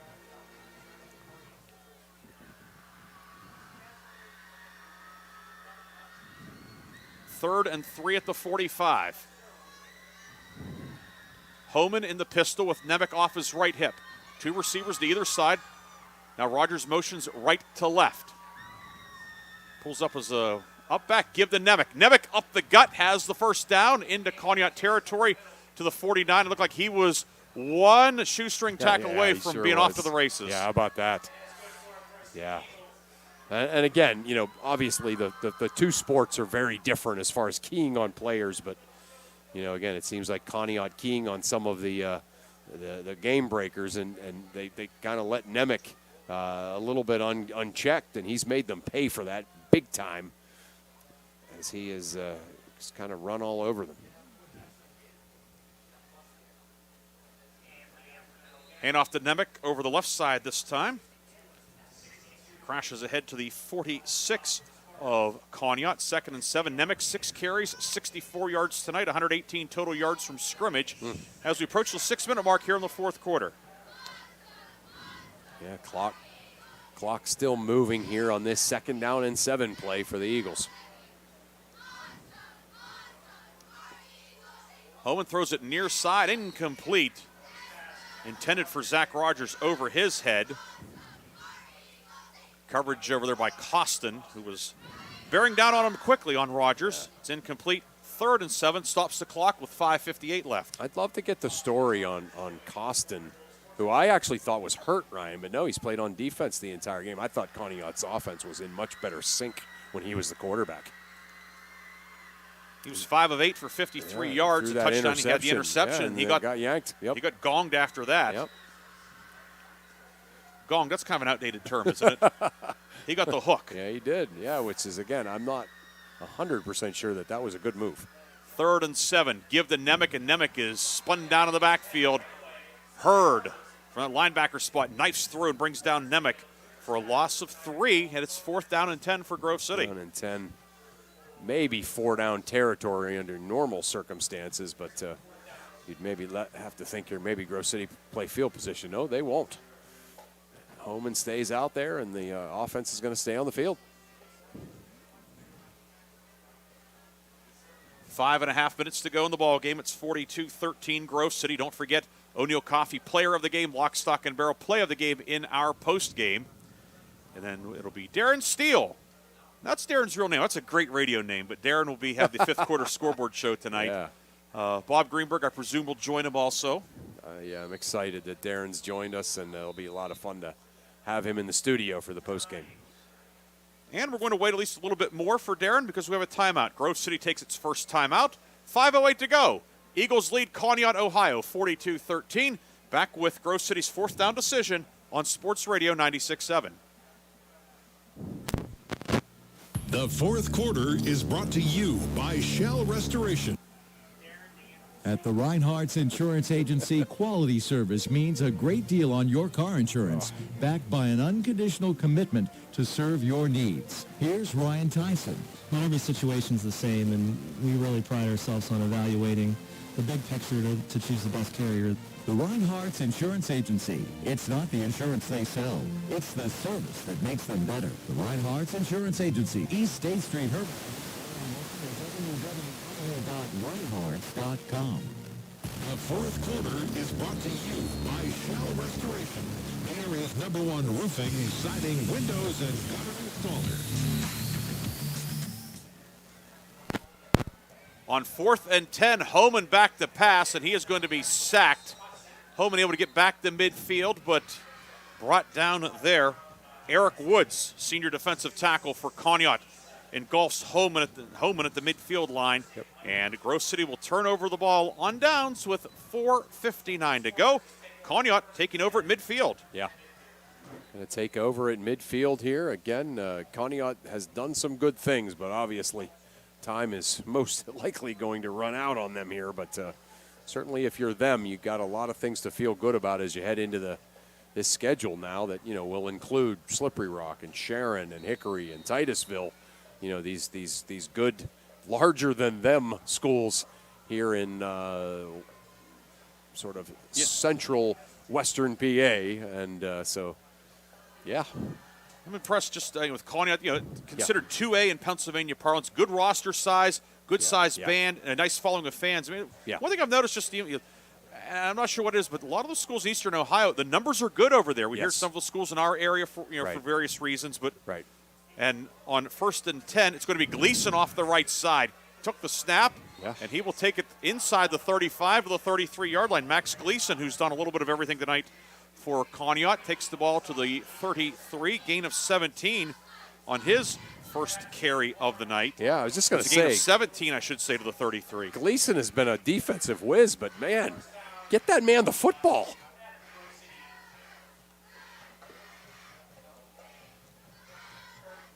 Conneaut band, they're still fired up over there, too. They have not left. They have it over there, and it's cool to see. Yeah. 1st and 10 at the 33. Option play to Rice on the short side of the field. Rice to the 30. Rice hurdles a man and will step out of bounds near the 25, but it looked like he may have stepped out a couple of yards prior to that. Right. It'll be a gain, though, of about 5. And you can see why Rice has had some big nights this year. Yeah, there's no doubt. No, he's a good back. He's a really good back. No question. I mean, we're going to hear about this team again playing, Slippery Rock, Sharon, and Hickory. So our other local 3A teams, those three mentioned, they're going to have their hands full, especially having to go up there. No Slippery Rock gets to go up there in a few weeks. Yep. No, that's not going to be easy for anybody. And then Titusville's the other team that gets to go up there. On 2nd and 5, handoff will go to Payne. Payne inside the 25-yard line. Needed the 23 for the first down. He'll be close to it. Grove City has a couple of substitutes out there defensively. As we see Dom Garzarelli out there for the Eagles. And they are going to, we're going to have a measurement or first down? Nope. The headlines woman, Leanne Williams, tells the chain gang, move along. Pick up a 5 on the play for Payne to the 23-yard line. Love it. Love seeing Mrs. Williams over there taking care of the sidelines. 3 receivers right. Gleason rolling right on the run, throws, and a diving attempt incomplete, intended for Corlew. So Gleason, the 4th different man to throw a pass tonight for Conneaut. Costin 5 of 8, Medangelo 2 of 6, Rice 1 for 2, and Gleason's 0 for 1. Yeah, just a little rollout play, and you can see Gleason's got good footwork. Just didn't exactly throw the ball that he wanted to. You could tell not as many reps, obviously, at that quarterback position. And a final in Major League Baseball. Pirates rallied to beat the Nationals 4-3 tonight. All right. 2nd and 10, handoff to Payne. Winding over the right side. Payne to the 20, falls forward to the 19-yard line. Gain of 4. It will be 3rd and 6. Conneaut is into the McCandless Ford red zone. McCandless Ford, Mercer, and Meadville. I didn't see, obviously, the line, but with that score, I assume Stephen Brault had a quality start. That's a guy I'm rooting for. He didn't. Okay. 2 innings, two runs allowed. Okay. Cody Ponce, 3 scoreless innings. The win goes to Chad Kuhl out of the bullpen. Okay, all right. There's another guy I'm rooting for. I like Steve. I like both those guys, too. Yep. On 3rd down, Gleason fakes the jet sweep handoff to the left. He'll run to the right, breaks 1 tackle, fights forward. Gleason needed the 13, and he gets the 13 for the first down. A gain of 6 for Gleason. Yeah.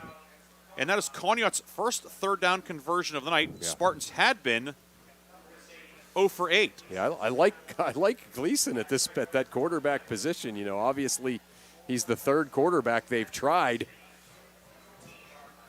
He just seems to have this offense a little bit in sync right here. First and 10 at the 13 for Conneaut.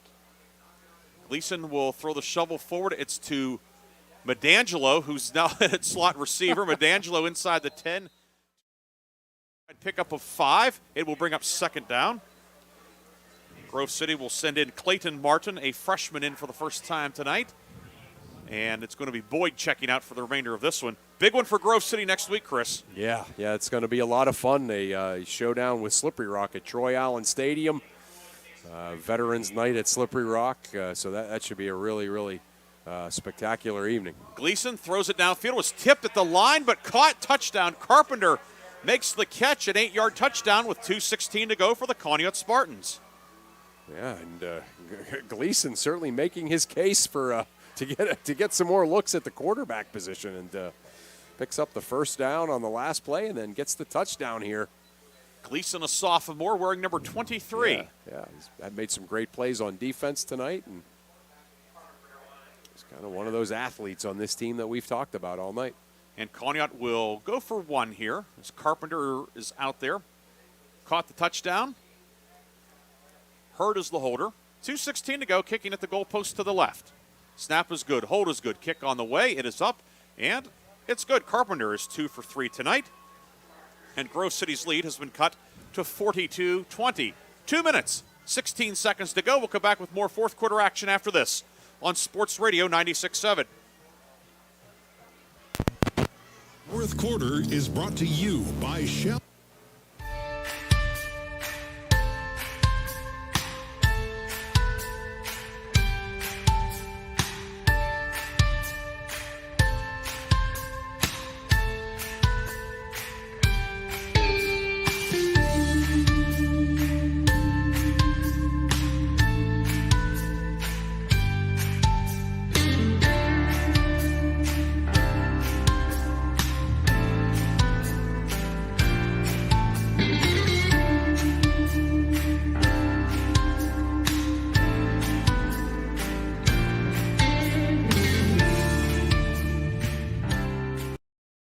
On evaluating the big picture to choose the best carrier. The Reinhardt's Insurance Agency. It's not the insurance they sell. It's the service that makes them better. The Reinhardt's Insurance Agency, East State Street, Hermitage, or online at www.reinhardts.com.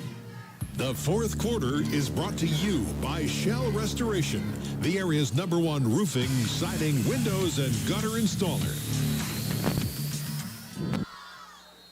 Carpenter has it teed up at the 40 for Conneaut.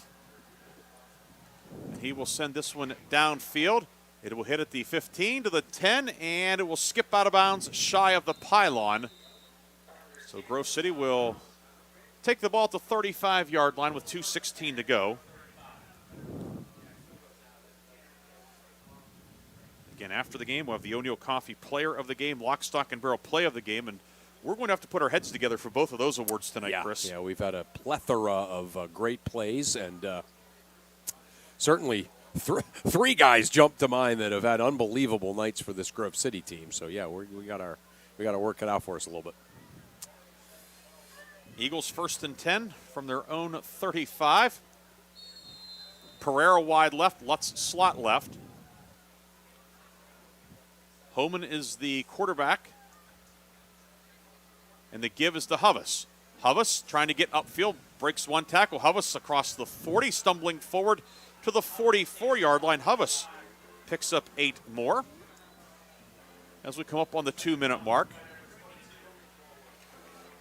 So Grove City will go to 2-1 overall and 1-0 in the league. Conneaut will be 0-1 in league play, 2-2 overall. Yeah, Ohio, of course, with that week earlier start. So they've got, this is week 4 for them. And Conneaut, again. They play 10-game regular seasons there. What a concept. Yeah, what a concept, right.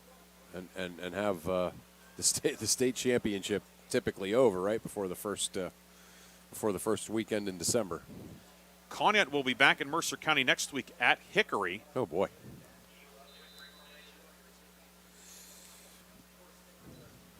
Now a knee taken by Grove City with 1:11 to go.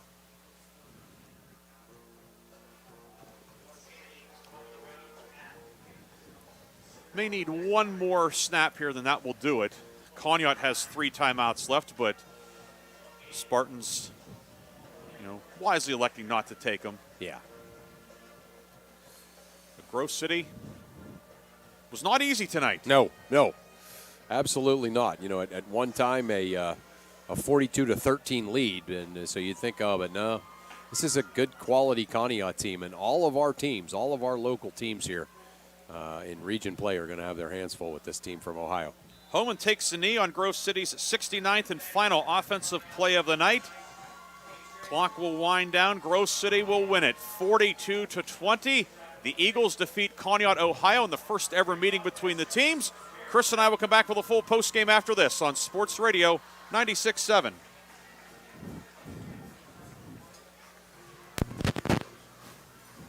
Is your car loan too expensive? Would you like to lower your rate and your monthly payment amount? Refinance and save now at the Grove City Area Federal Credit Union. The sooner you refinance, the more money you save. And for a limited time, Grove City Area Federal Credit Union will pay you up to $100 cash for every loan you bring to them. Visit the Grove City Area Federal Credit Union or online at gcafcu.org.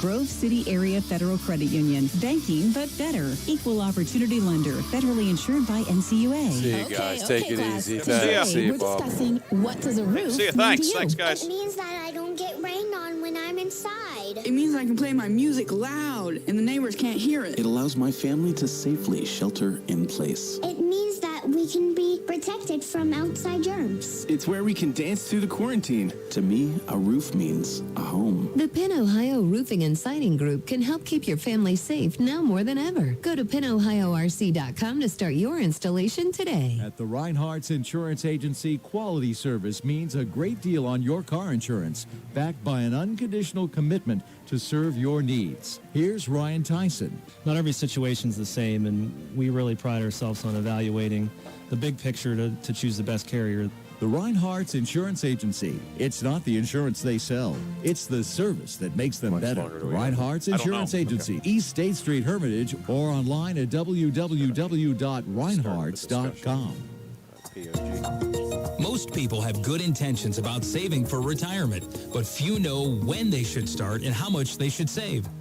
The rewards of starting to save early for retirement far outweigh the cost of waiting. To find out more, please call Dave Cashdollar or Tim Cashdollar at 724-458-5233 or stop by the branch office at 115 Erie Street, Grove City, PA 16127. Registered representatives offering securities through Cetera Advisor Networks, LLC, member FINRA SIPC. Dave Cashdollar also offers advisory services through Cetera Advisor Networks, LLC, a registered investment advisor.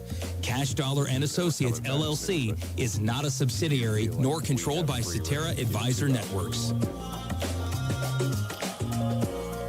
I got a thought on that, and why we should in this In 1973, something wonderful happened in Sharpsville. That's when Lock, Stock, and Barrel opened their doors and served their first of now over 3 million giant submarine sandwiches. They still serve 42 whole subs on 15-inch buns. Lock, Stock, and Barrel also offers burgers, specialty sandwiches, wraps, gyros, salads, wings, and even breakfast. Call 724-962-5503. Lock, Stock, and Barrel, proud sponsors of the Sub of the Game and Play of the Game.